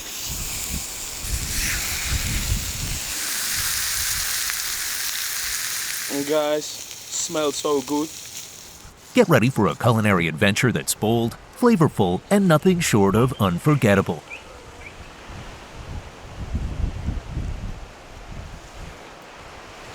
But hold on, I'm not just roasting steaks the usual way. Nope. Today, I'm pulling out some antique irons. Watch as these raw steaks transform into golden brown, perfectly pressed marbles of marbled meat under the weight of these retro irons.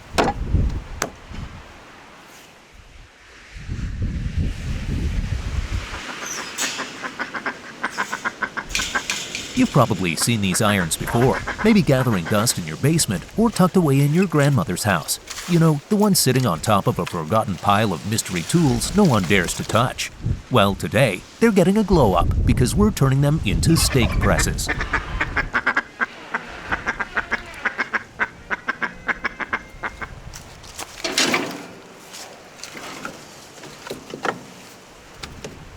As the perfect sidekick for our steaks, I'm whipping up a smoky, juicy grilled veggie salad. It's a classic accompaniment to grilled meats or kebabs here in Azerbaijan. The charred veggies, packed with rich, smoky goodness, bring out the best in any grilled dish.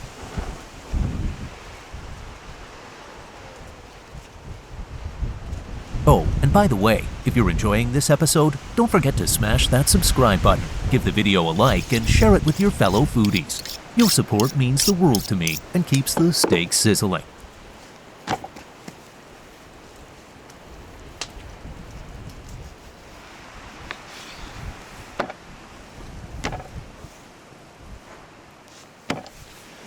This part? Not for me. Doggy, come here and take your share, but behave. Don't interrupt the master chef at work.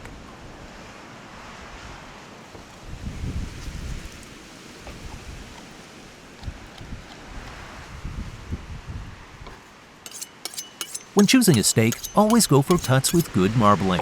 Those streaks of fat running through the meat are your best friends. They melt during cooking, keeping your steak tender, juicy, and loaded with flavor. A well-marbled steak is a chef's secret weapon to perfection.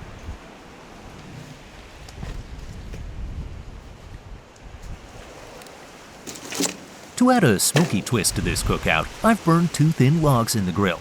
Once they're good and charred, I'll bring them back to the table to cook the steaks with a hint of wood-fired magic.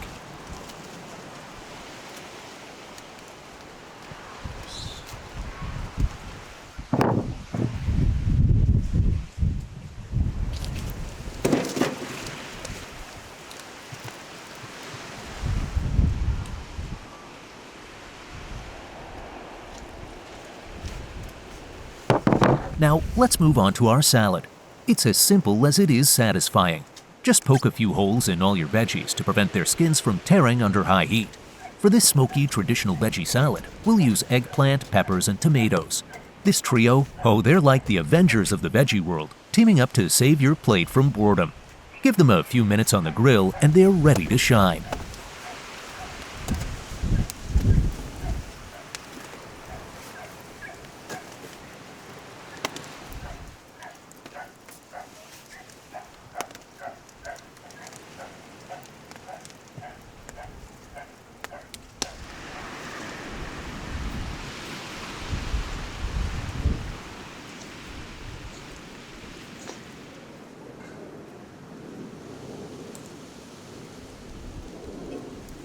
See that beautiful charred skin?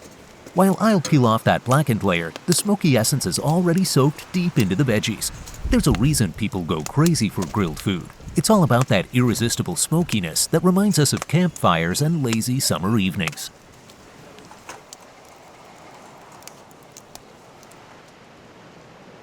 While I'm busy working magic over here, someone's sneaking snacks. Hey princess, you're nibbling on my ingredients. If you're not helping, at least bring me that tray. I need an extra pair of hands, not an extra stomach.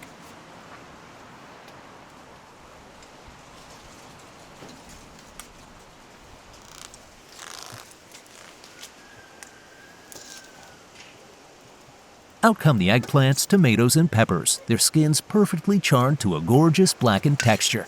The eggplant is soft and smoky, the tomatoes are oozing sweetness, and the peppers have just the right hint of bitterness from the flames. They look like a culinary masterpiece painted by fire itself. Alright, let's peel off the skin gently.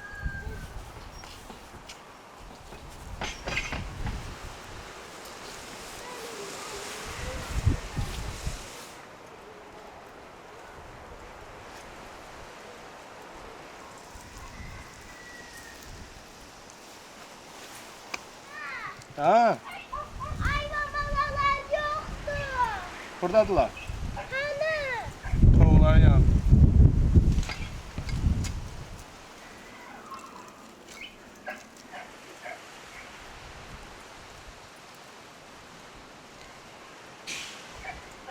Now I will dice the veggies into thin cubes, but you can see the texture of the veggies is quite soft, so this salad is actually going to turn into spread.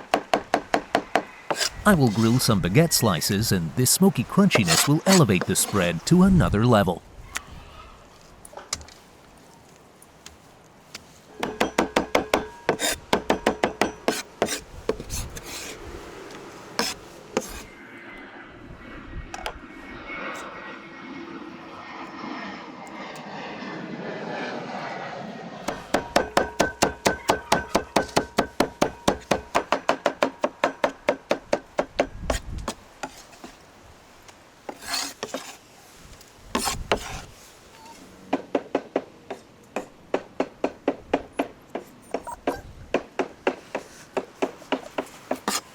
This salad isn't just a dish, it's a summer staple in Azerbaijan. When the weather heats up, families across the country gather in their backyards or countryside gardens to grill kebabs and prepare this juicy, smoky salad. It's as much about the tradition as it is about the taste, a vibrant, refreshing complement to rich, charred meats. Now, in go the onions, adding their pungent kick to balance the sweetness of the grilled veggies. A generous sprinkle of fresh coriander gives the salad its signature aroma and binds all of the ingredients together into a symphony of flavors. Finally, a dash of salt and pepper ties it all together.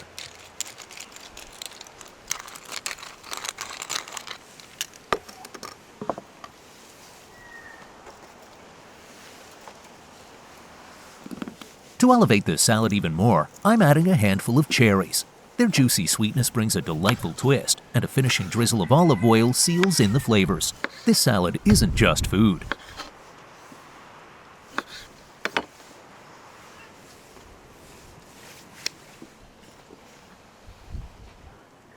Now, let's mix it all together. Isn't it beautiful? The vibrant colors of the veggies, the shimmer of olive oil, and the deep reds of the cherries create a dish that's almost too gorgeous to eat. Food isn't just about taste, it's about presentation. One taste, perfect. Just a pinch more salt and it's ready to serve. Before we move on, make sure to subscribe, like this video, and hit that bell icon. Trust me, you don't want to miss any of these delicious recipes. Every like and subscribe makes a big difference and keeps me cooking up more amazing meals. When it comes to steaks, rosemary is non-negotiable. Its earthy, woody fragrance infuses the meat with a flavor that's both subtle and unforgettable.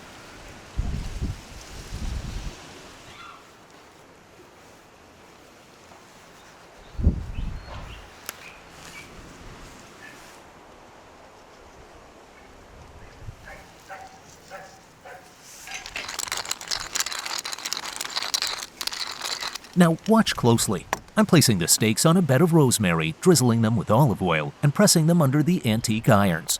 The rosemary's oils and aroma will seep deep into the meat, creating layers of flavor you won't believe until you taste them.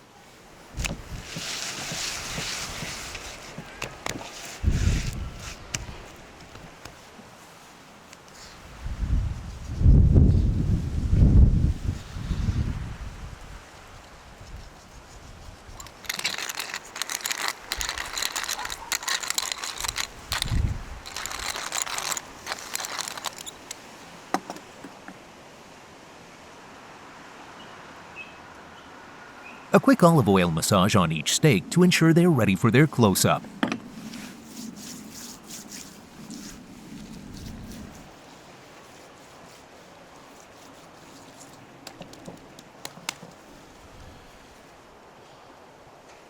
While the irons preheat, let's take a moment to appreciate their history.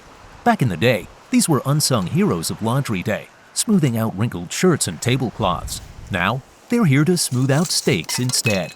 Who'd have thought Grandma's tools could double as gourmet kitchen gear? From crisp linens to crispy steak. Talk about multitasking.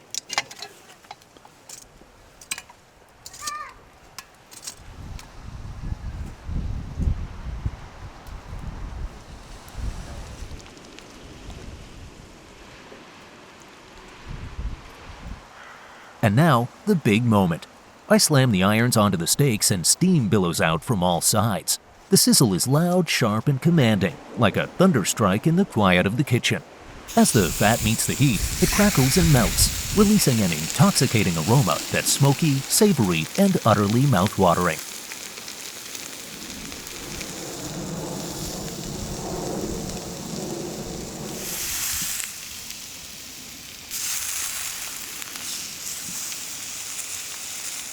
And guys, smells so good.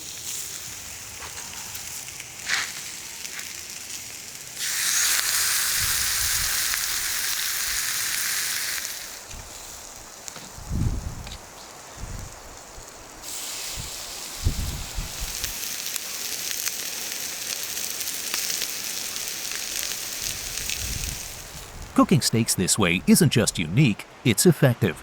The intense, even pressure from the irons locks in the juices while ensuring a perfect crust on the outside. It's steak artistry at its finest, delivering a texture and flavor you just can't replicate any other way. One final turn and they're almost done. I'm careful not to overcook them, keeping the insides perfectly juicy and tender.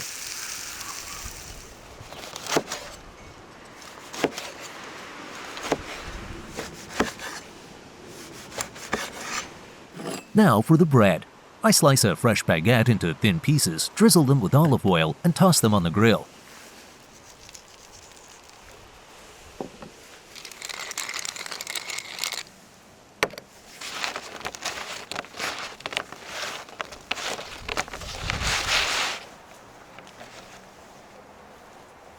The heat leaves those gorgeous char lines while infusing the bread with a smoky aroma that complements the steak and salad beautifully.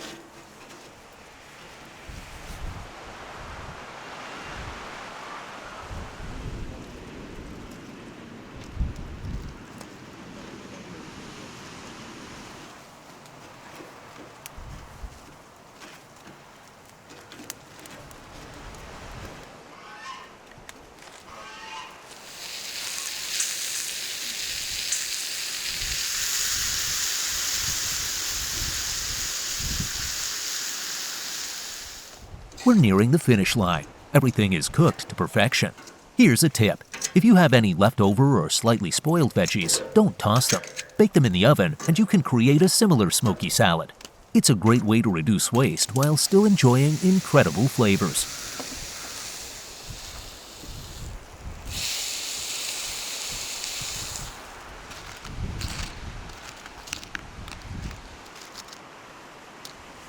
For our rustic dinner, this log will serve as a natural and charming platter. I'll plate the steaks and salad on it, turning the entire table into a feast for both the eyes and the stomach.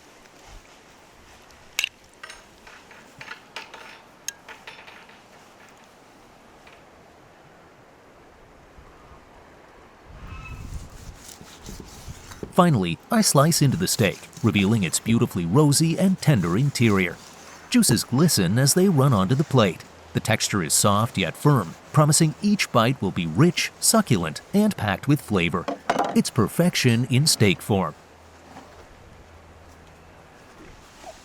Wait a moment, my friend. I'll show you how it's done.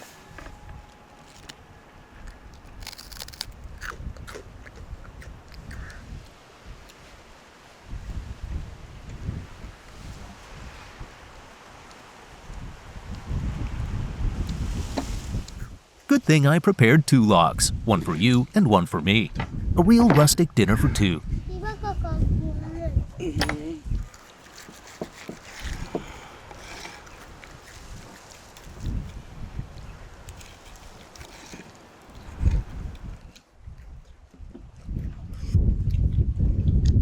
My little princess here is too busy enjoying the meal to say a word. The only sounds at the table are the satisfying crunch of bread, the tender bite of steak, and the quiet hum of contentment.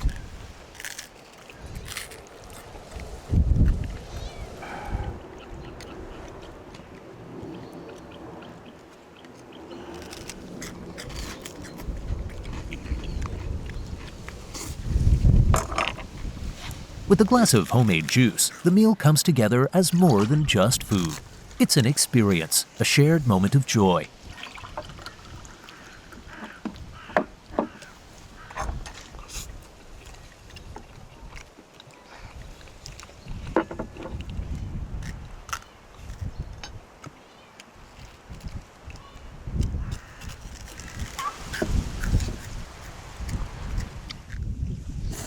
This isn't just dinner. It's a story of flavors, aromas, and memories coming alive.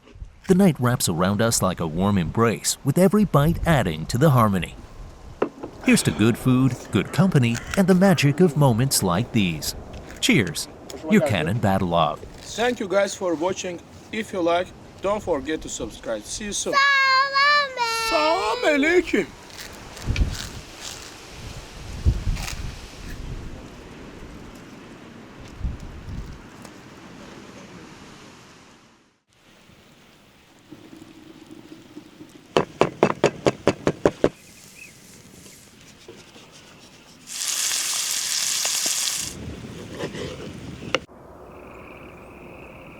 When I first learned to cook, the steak was my ultimate challenge. Over the years, I've perfected my technique, and now I'm here to share it with you. I am Kanan Badalov, and welcome to my food blog, where cooking becomes an adventure. Out here in the middle of this vast field, with the open swamp stretching behind me, I can't help but feel connected to nature. It's just me, my thoughts, and the promise of a great meal. They say the best inspiration comes from solitude, and if this backdrop doesn't inspire a perfect steak, I don't know what will. Well, shall we head back to the kitchen, or are we camping out here tonight? I mean, as much as I love the outdoors, the steak might not cook itself in the swamp.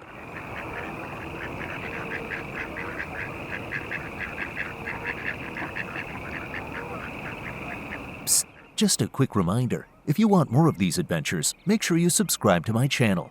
Seriously, your taste buds will thank you. Oh, and hit that bell icon. You don't want to miss out. Alright, I'm done. Enjoy the video.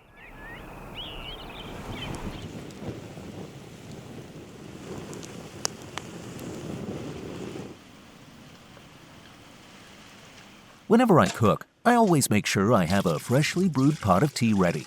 It's my little ritual. Nothing beats a warm cup of tea during those short breaks in the kitchen. Speaking of rituals, do you know what pairs perfectly with tea? A juicy steak. No, I'm not saying you should dip it in, but think about it. One sip of tea, one bite of that perfectly seared meat. Perfection. Now, let's get back to this masterpiece of a steak.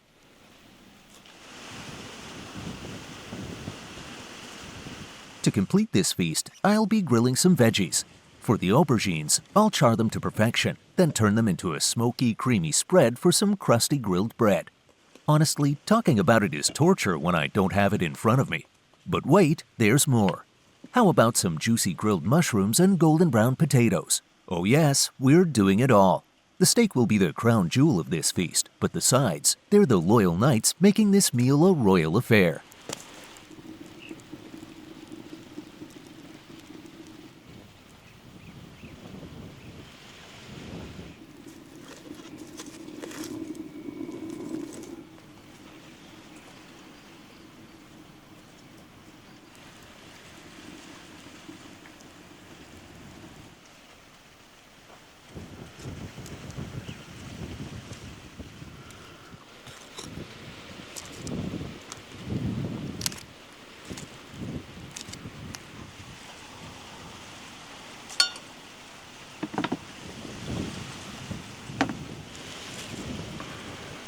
The recipe for aubergine spread is my own twist, inspired by two culinary legends, Georgia's walnut-laden aubergine spread and the silky smooth baba ganoush of the Middle East.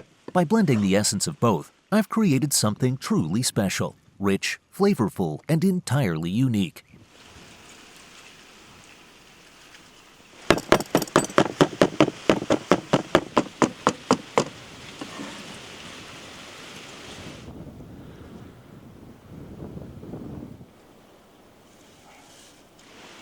Eggplant holds a special place in Middle Eastern cuisine, celebrated for its versatility and its ability to absorb flavors beautifully.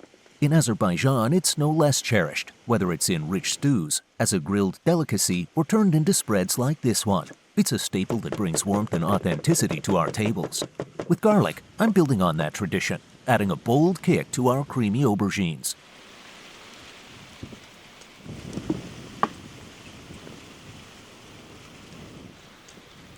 Instead of tahini, I'm using kefir, a tangy and light alternative that adds creaminess while tying all the ingredients together. It's an unusual twist, but trust me, the result is magic. Once the kefir melds with the aubergines and cooks for a few minutes, the flavors blend into a harmony of smoky, tangy, and savory notes. It's unconventional, but that's the beauty of cooking.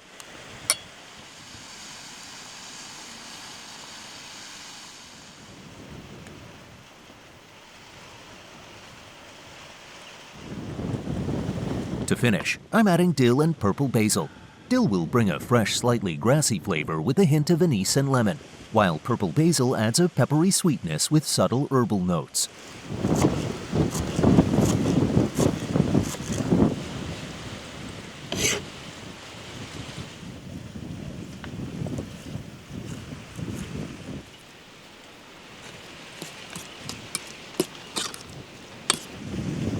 Let's have a taste and see what your chef has conjured up here. Wow, absolutely incredible. Aubergines are easily my favorite vegetable. Their creamy texture and nutty undertones make them irresistible. And in this dish, they've truly shone. Finally, it's tea time. Isn't the anticipation of tea often more satisfying than the tea itself? I think it's the same with everything. The process, the wait, and the build-up make the final result so much sweeter. The journey makes you savor the destination. Don't you agree?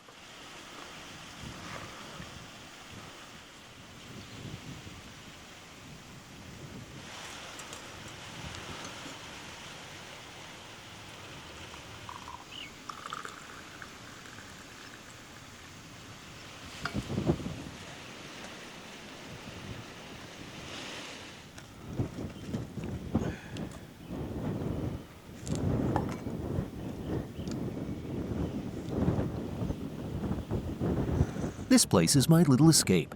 Around noon, I love sitting here with a warm cup of freshly brewed black tea, gazing at the horizon. Between the fields and the faint outlines of factories, there's a calmness that lets me pause and forget everything for a while.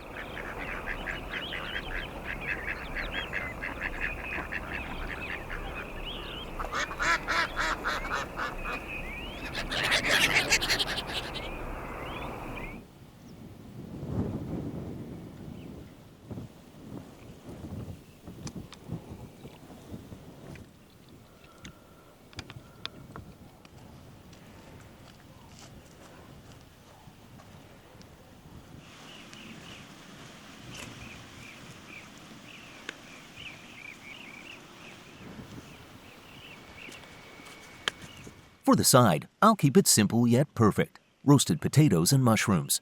These humble ingredients won't steal the spotlight from the steak, but they'll provide a rich, earthy backdrop to enhance its flavors. Did you know potatoes were once called earth apples in many European languages? And mushrooms? They've been prized since ancient Rome for their umami magic. Sometimes simplicity is sophistication.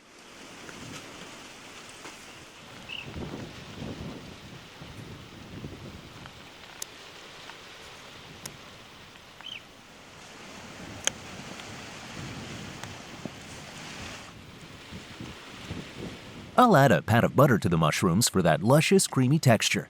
Nothing beats a mushroom that melts in your mouth.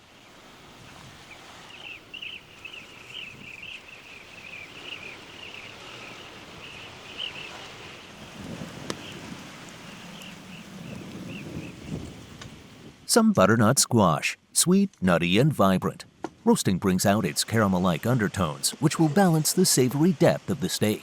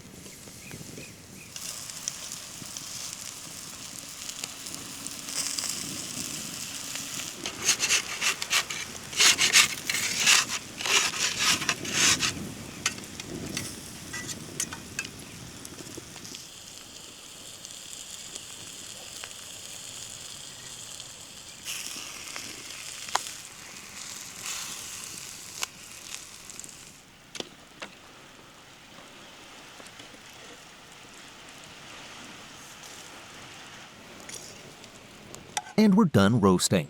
Just the right amount of char to make them irresistible. A quick roast, but enough to unleash their full flavor potential. Even the veggies look like they're dressed for a gala dinner.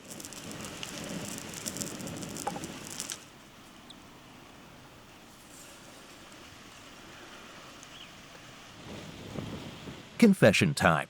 I'm one of those impatient cooks who can't resist tasting as I go. The mushrooms are fresh off the grill, still steaming hot, and ouch, too hot, but so worth it. It's like stealing a little preview of the feast ahead.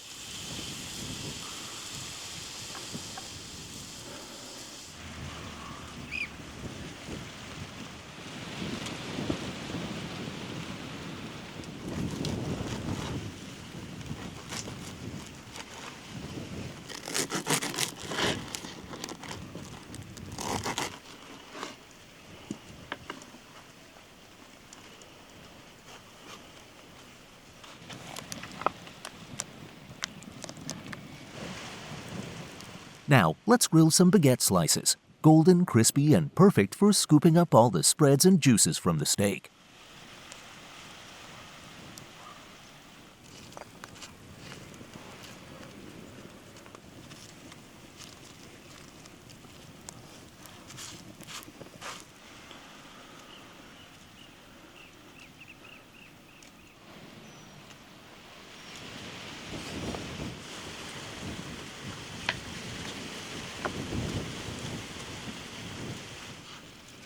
You might have been wondering this whole time, where are the steaks? I know, you came for the sizzling juicy steaks and I've been teasing you with veggies. But trust me, I saved the best for last. Friends, it's time for the grand reveal.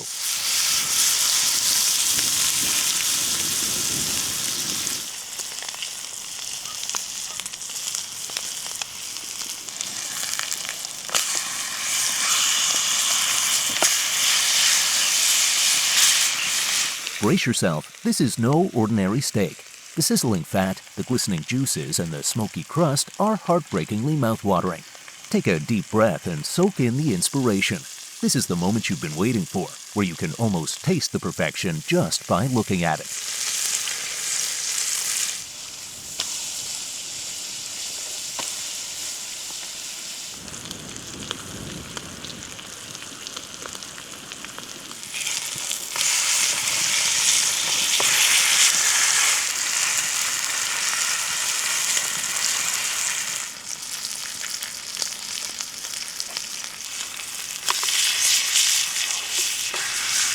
Done, guys.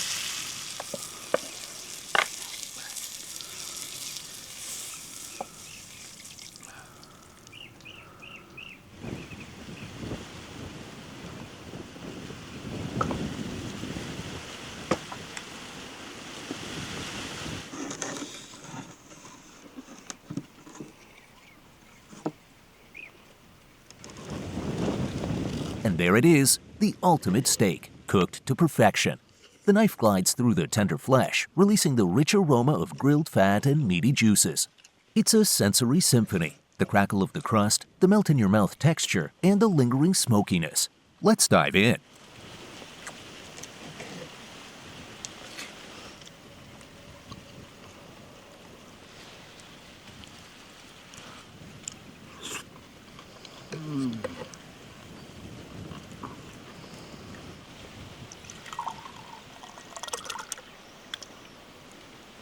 Don't forget to subscribe and like this video. This is just the beginning of our culinary journey together, and there's so much more fun ahead. Thank you, dear friends, for joining me, Kanan Badalov, on this adventure. It's always a joy to share my passion with you. Until next time, keep exploring, keep cooking, and remember, the best meals are made with love. See you soon!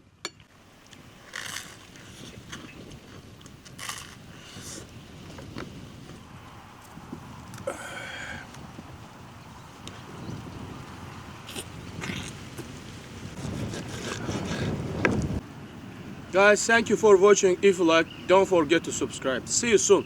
Assalamu alaikum.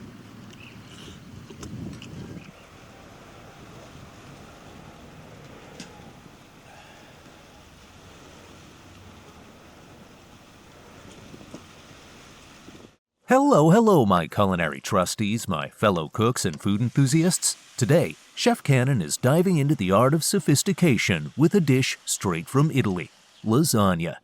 Known for its impeccable taste, velvety layers, and creamy sauce, this classic is a masterpiece on every plate. Ready? Andiamo!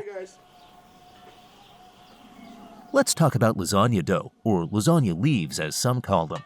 Making these from scratch is simpler than it seems. For me, working with dough is all about care and intention. I gently mix the ingredients: flour, eggs, a pinch of salt, and sometimes a drizzle of olive oil. Gentle hands, gentle mixing, and a bit of patience. This approach gives you a dough that feels alive, promising a wonderful taste in return.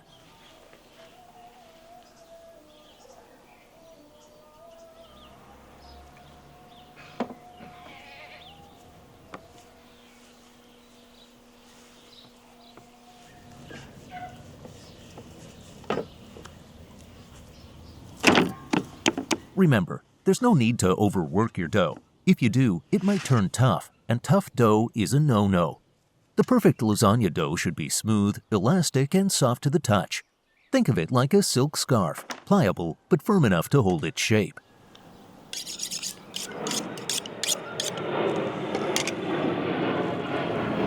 Did you know lasagna has roots dating back to ancient Rome? The word comes from the Greek lasanon, meaning chamber pot. Yep, it's a funny start for such a delicious dish. But don't worry, it's just a nod to the cookware used back then. Over time, it evolved into the layered pasta dish we know and love today. Who'd have thought something so sophisticated could have such a humble beginning?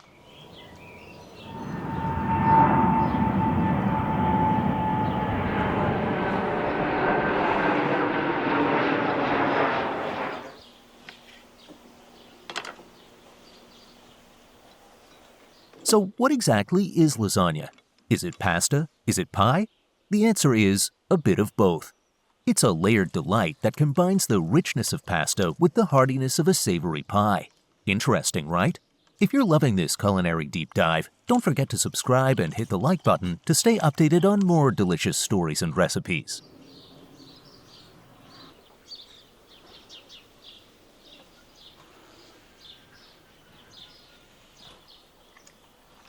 Speaking of layers, ever wonder who first thought of putting minced meat between sheets of dough? It's genius, right? The idea likely came from a love for layering flavors, a hallmark of Italian cooking. Italians adore pasta because it's versatile, comforting, and steeped in tradition. Every bite carries a little history.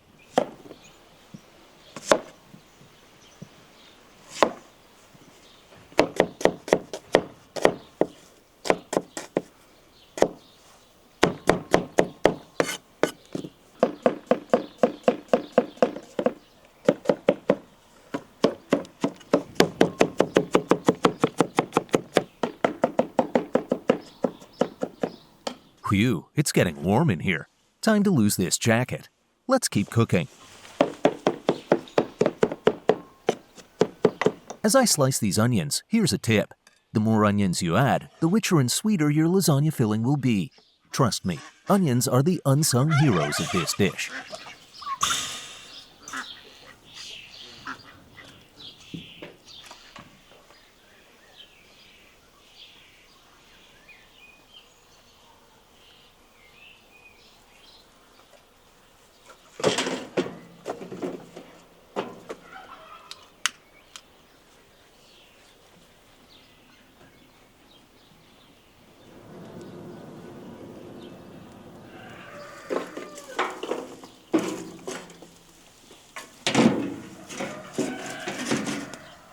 While I'm cooking the meat filling, let me share some interesting tidbits. Did you know lasagna filling can vary widely across regions in Italy? Some recipes use pork, others beef or veal, and even a mix of all three. It's all about building a filling that's savory, juicy, and perfectly seasoned. The slow cooking process ensures every ingredient marries beautifully, creating that signature depth of flavor.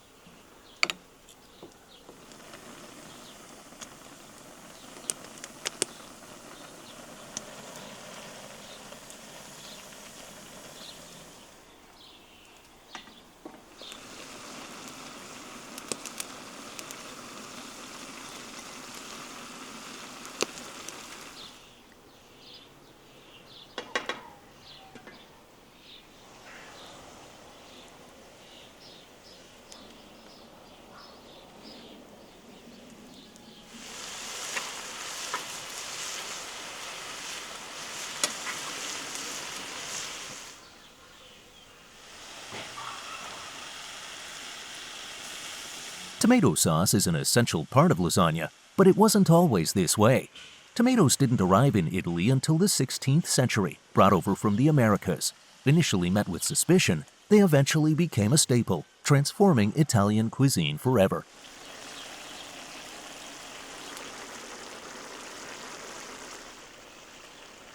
Smells delicious.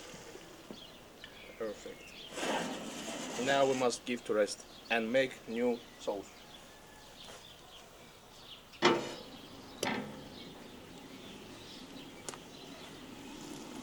Now, as I prepare the sauce, let's talk about it. A good lasagna sauce is a labor of love, starting with a base of garlic and onions, followed by plum tomatoes, herbs, and a splash of wine for depth. Simmered low and slow, it becomes the heart of the dish, tying everything together with its rich, tangy essence.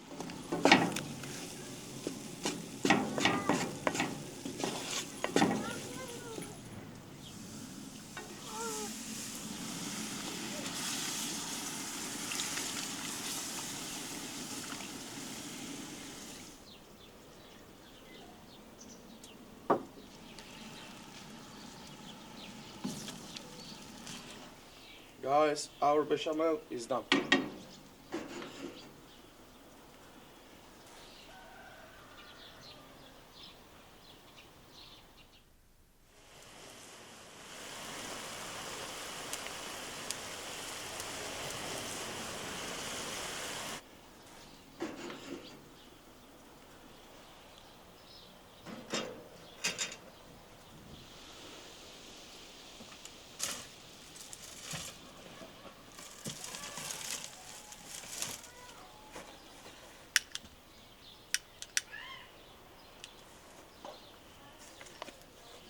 Subscribe, like, and hit the bell icon to join our culinary journey. When it comes to the lasagna dough, it's all about thinness. Each sheet should be almost translucent, letting the layers shine without overpowering the dish. On average, traditional lasagna has 5 to 7 layers, but the record for the most lasagna layers is an impressive 100. Can you imagine the patience that took?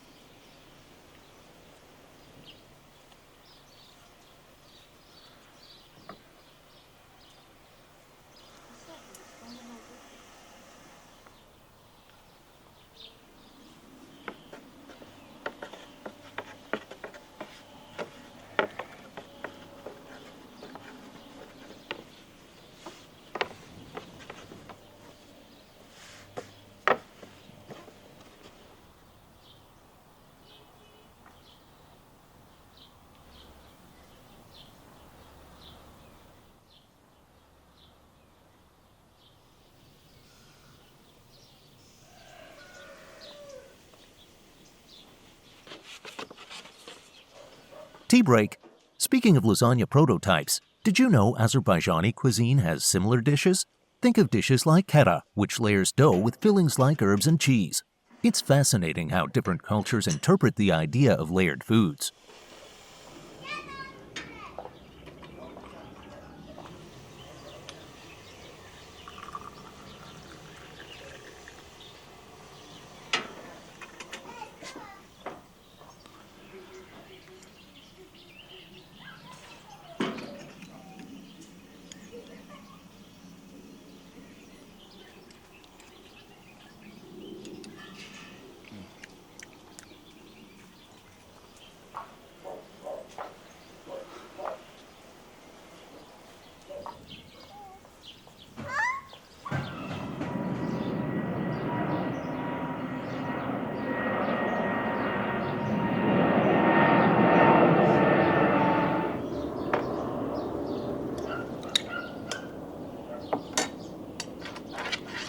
Assembling lasagna is like creating a work of art. First, I butter the pan to prevent sticking. Then, I layer the ingredients: dough, a generous spread of minced meat, sauce, and a sprinkling of cheese. Repeat until the pan is filled to the brim. The key is balance, each layer adding its voice to the symphony of flavors.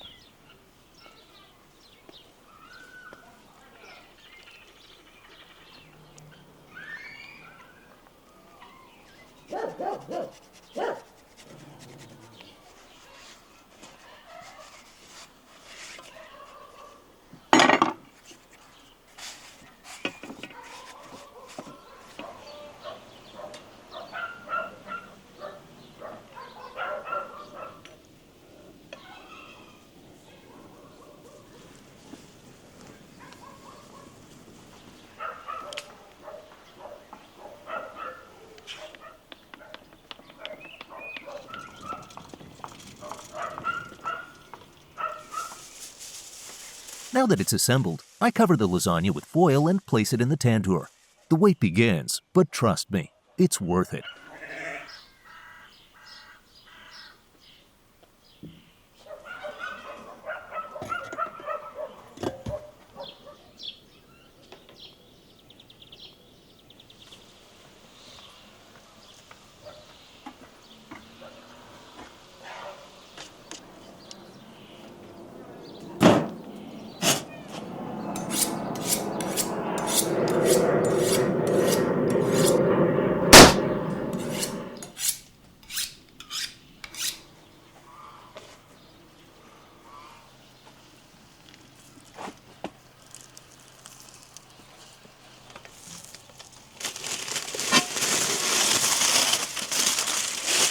The lasagna is ready. As I lift the foil, the aroma fills the air. A quick torching gives the cheese a golden, bubbly finish. Pure perfection.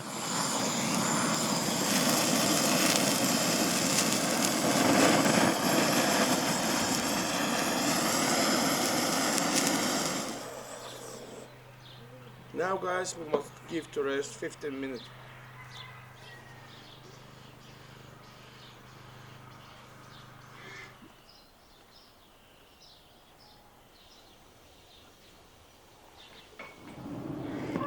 Look at this. As I cut a slice and lift it, the cheese stretches tantalizingly. The smell is heavenly, rich, savory, and full of promise.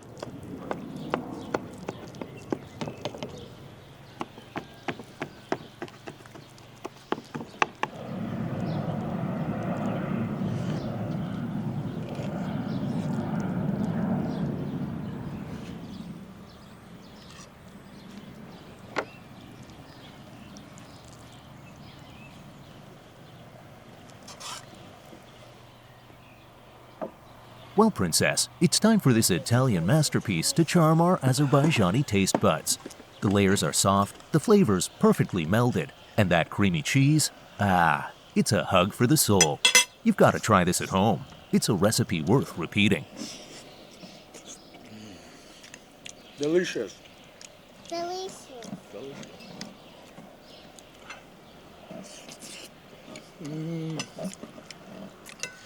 Ice cream.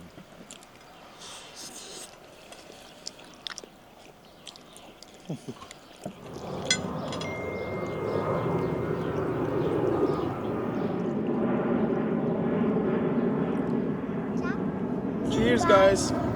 Thank you for joining me, Chef Kanan, on this culinary adventure. Don't forget to subscribe, like, and hit the bell icon to keep exploring the world of food together. Until next time, ciao.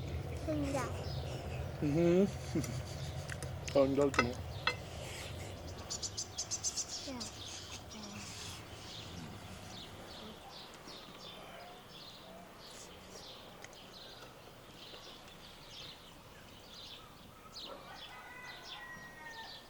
Guys, thank you for watching. If you like, don't forget to subscribe.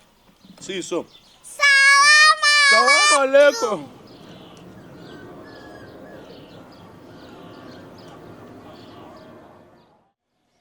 Hello, my dear friends. I'm Kanan Badalov, your trusted chef and culinary guide to flavors from around the globe. Today, we're stepping into the vibrant world of Mexican cuisine with a dish that's bold, exciting, and quite literally larger than life. Giant tacos. Prepare to savor an authentic recipe that blends rich tradition with mouth-watering goodness. So stick around and let's get Mexican together and maybe discover if a taco this size is legally classified as a meal or a challenge.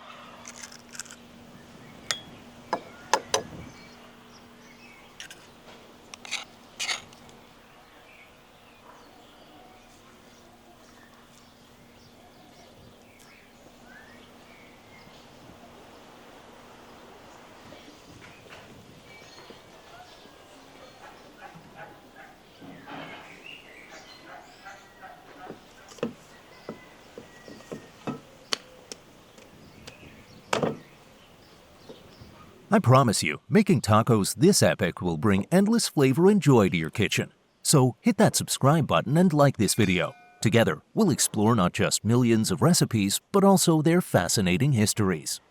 As I roll this dough into perfection, let me tell you what's in store. A giant taco, the kind that could turn heads at any fiesta. Did you know tacos are more than just a food in Mexico? They're a cultural icon, a delicious way to share joy and flavor with family and friends. And today, we're going big, because small tacos simply wouldn't do justice to this epic idea.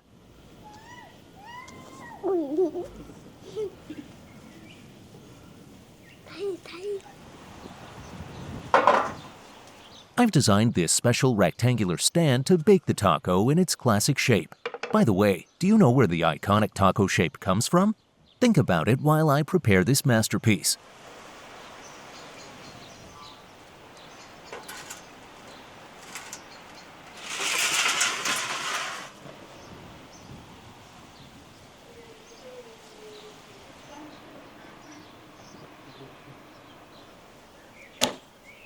The classic taco shape actually originates from the practice of folding tortillas around delicious fillings to make them portable, perfect for on-the-go meals.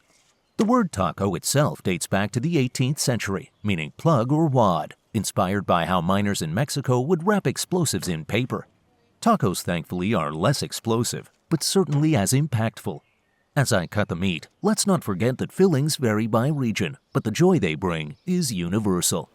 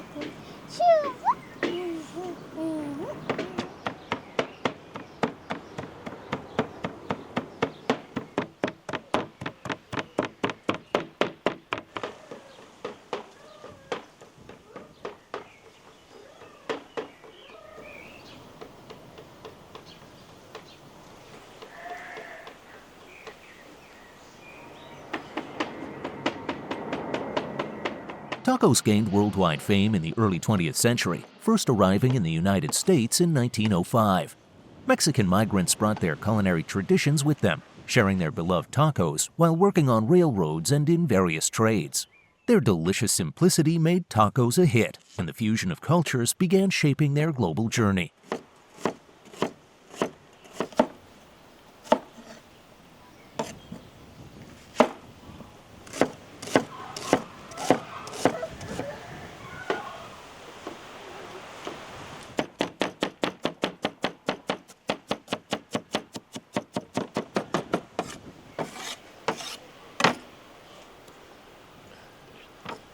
Tacos started as street food in America because they were affordable, portable, and packed with flavor. Early exposure came from Mexican food carts in Los Angeles, often run by women known as chili queens.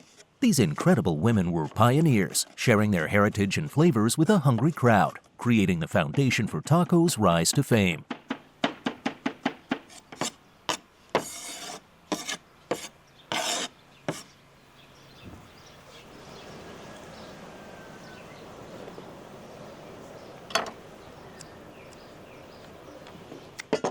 Now, let's talk fillings as I slice this creamy avocado. Traditionally, tacos are filled with simple yet flavorful ingredients like spiced pork, grilled fish, or beans. But regional variations introduced even more exciting options, from barbacoa to cochinita pibil. In modern times, fusion has taken over. Think kimchi tacos or pulled pork topped with mango salsa. Whatever you choose, tacos are all about celebrating creativity and flavor.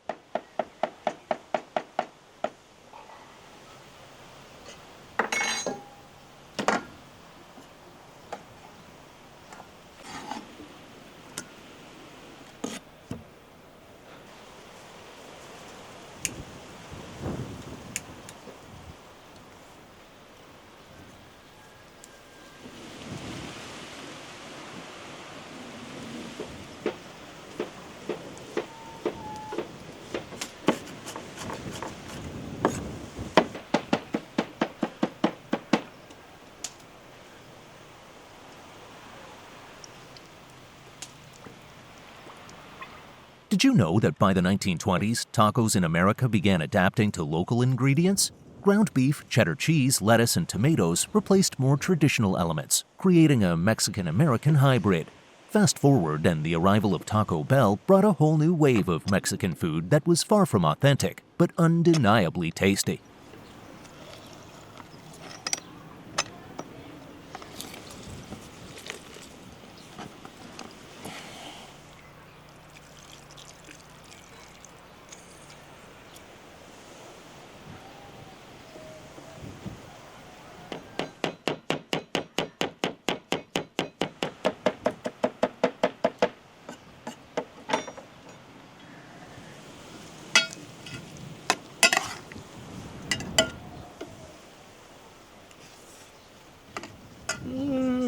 Delicious.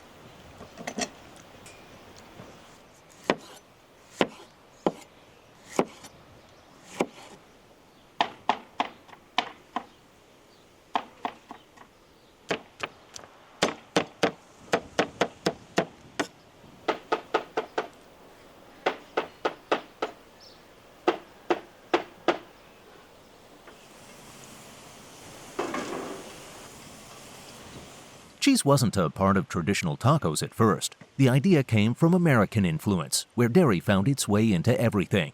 And honestly, who could resist melted cheese oozing out of a taco? It's a stroke of genius that took tacos to a whole new level of indulgence.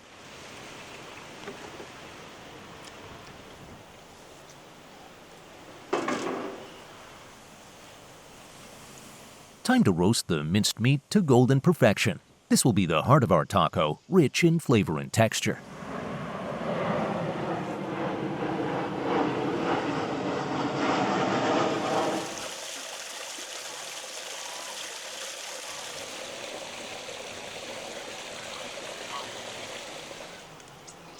Let's add some onions to the mix. Not only do they enhance the flavor, but their natural sweetness complements the savory meat beautifully. Trust me, the aroma alone will make your mouth water.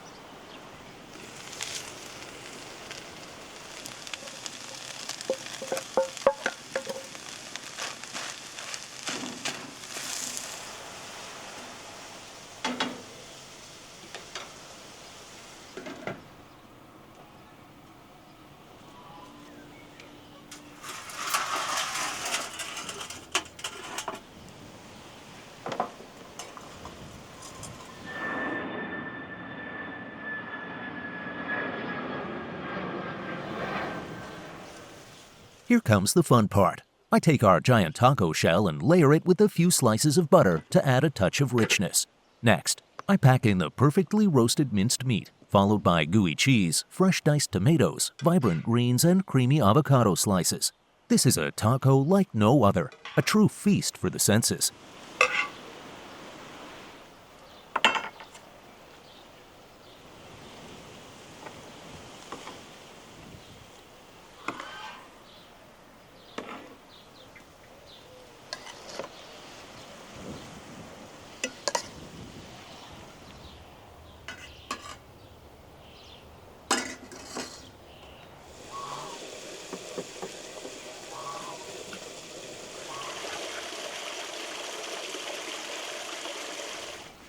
I also made some extra tortillas, perfect for scooping up all the delicious filling that spills over, because no taco crumb should go to waste.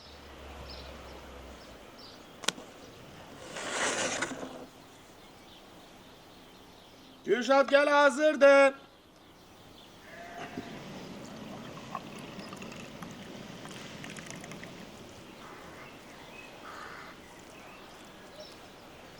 Here comes my daughter, rocking a sombrero like a true taco enthusiast.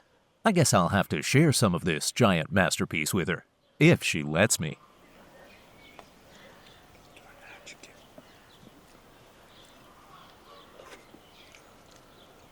It's time to dig in. A single bite of this giant taco will transport you straight to the heart of Mexico. Before we finish, don't forget to subscribe to the channel, like the video, and hit that bell icon. Let's talk about building a community of food lovers who savor every bite and every joke along the way. Guys, thank you for watching. Don't forget to subscribe. See you soon. Salam alaikum. And that's it, my friends. Our giant taco adventure comes to an end. Until next time, stay spicy and keep cooking with love. Adios.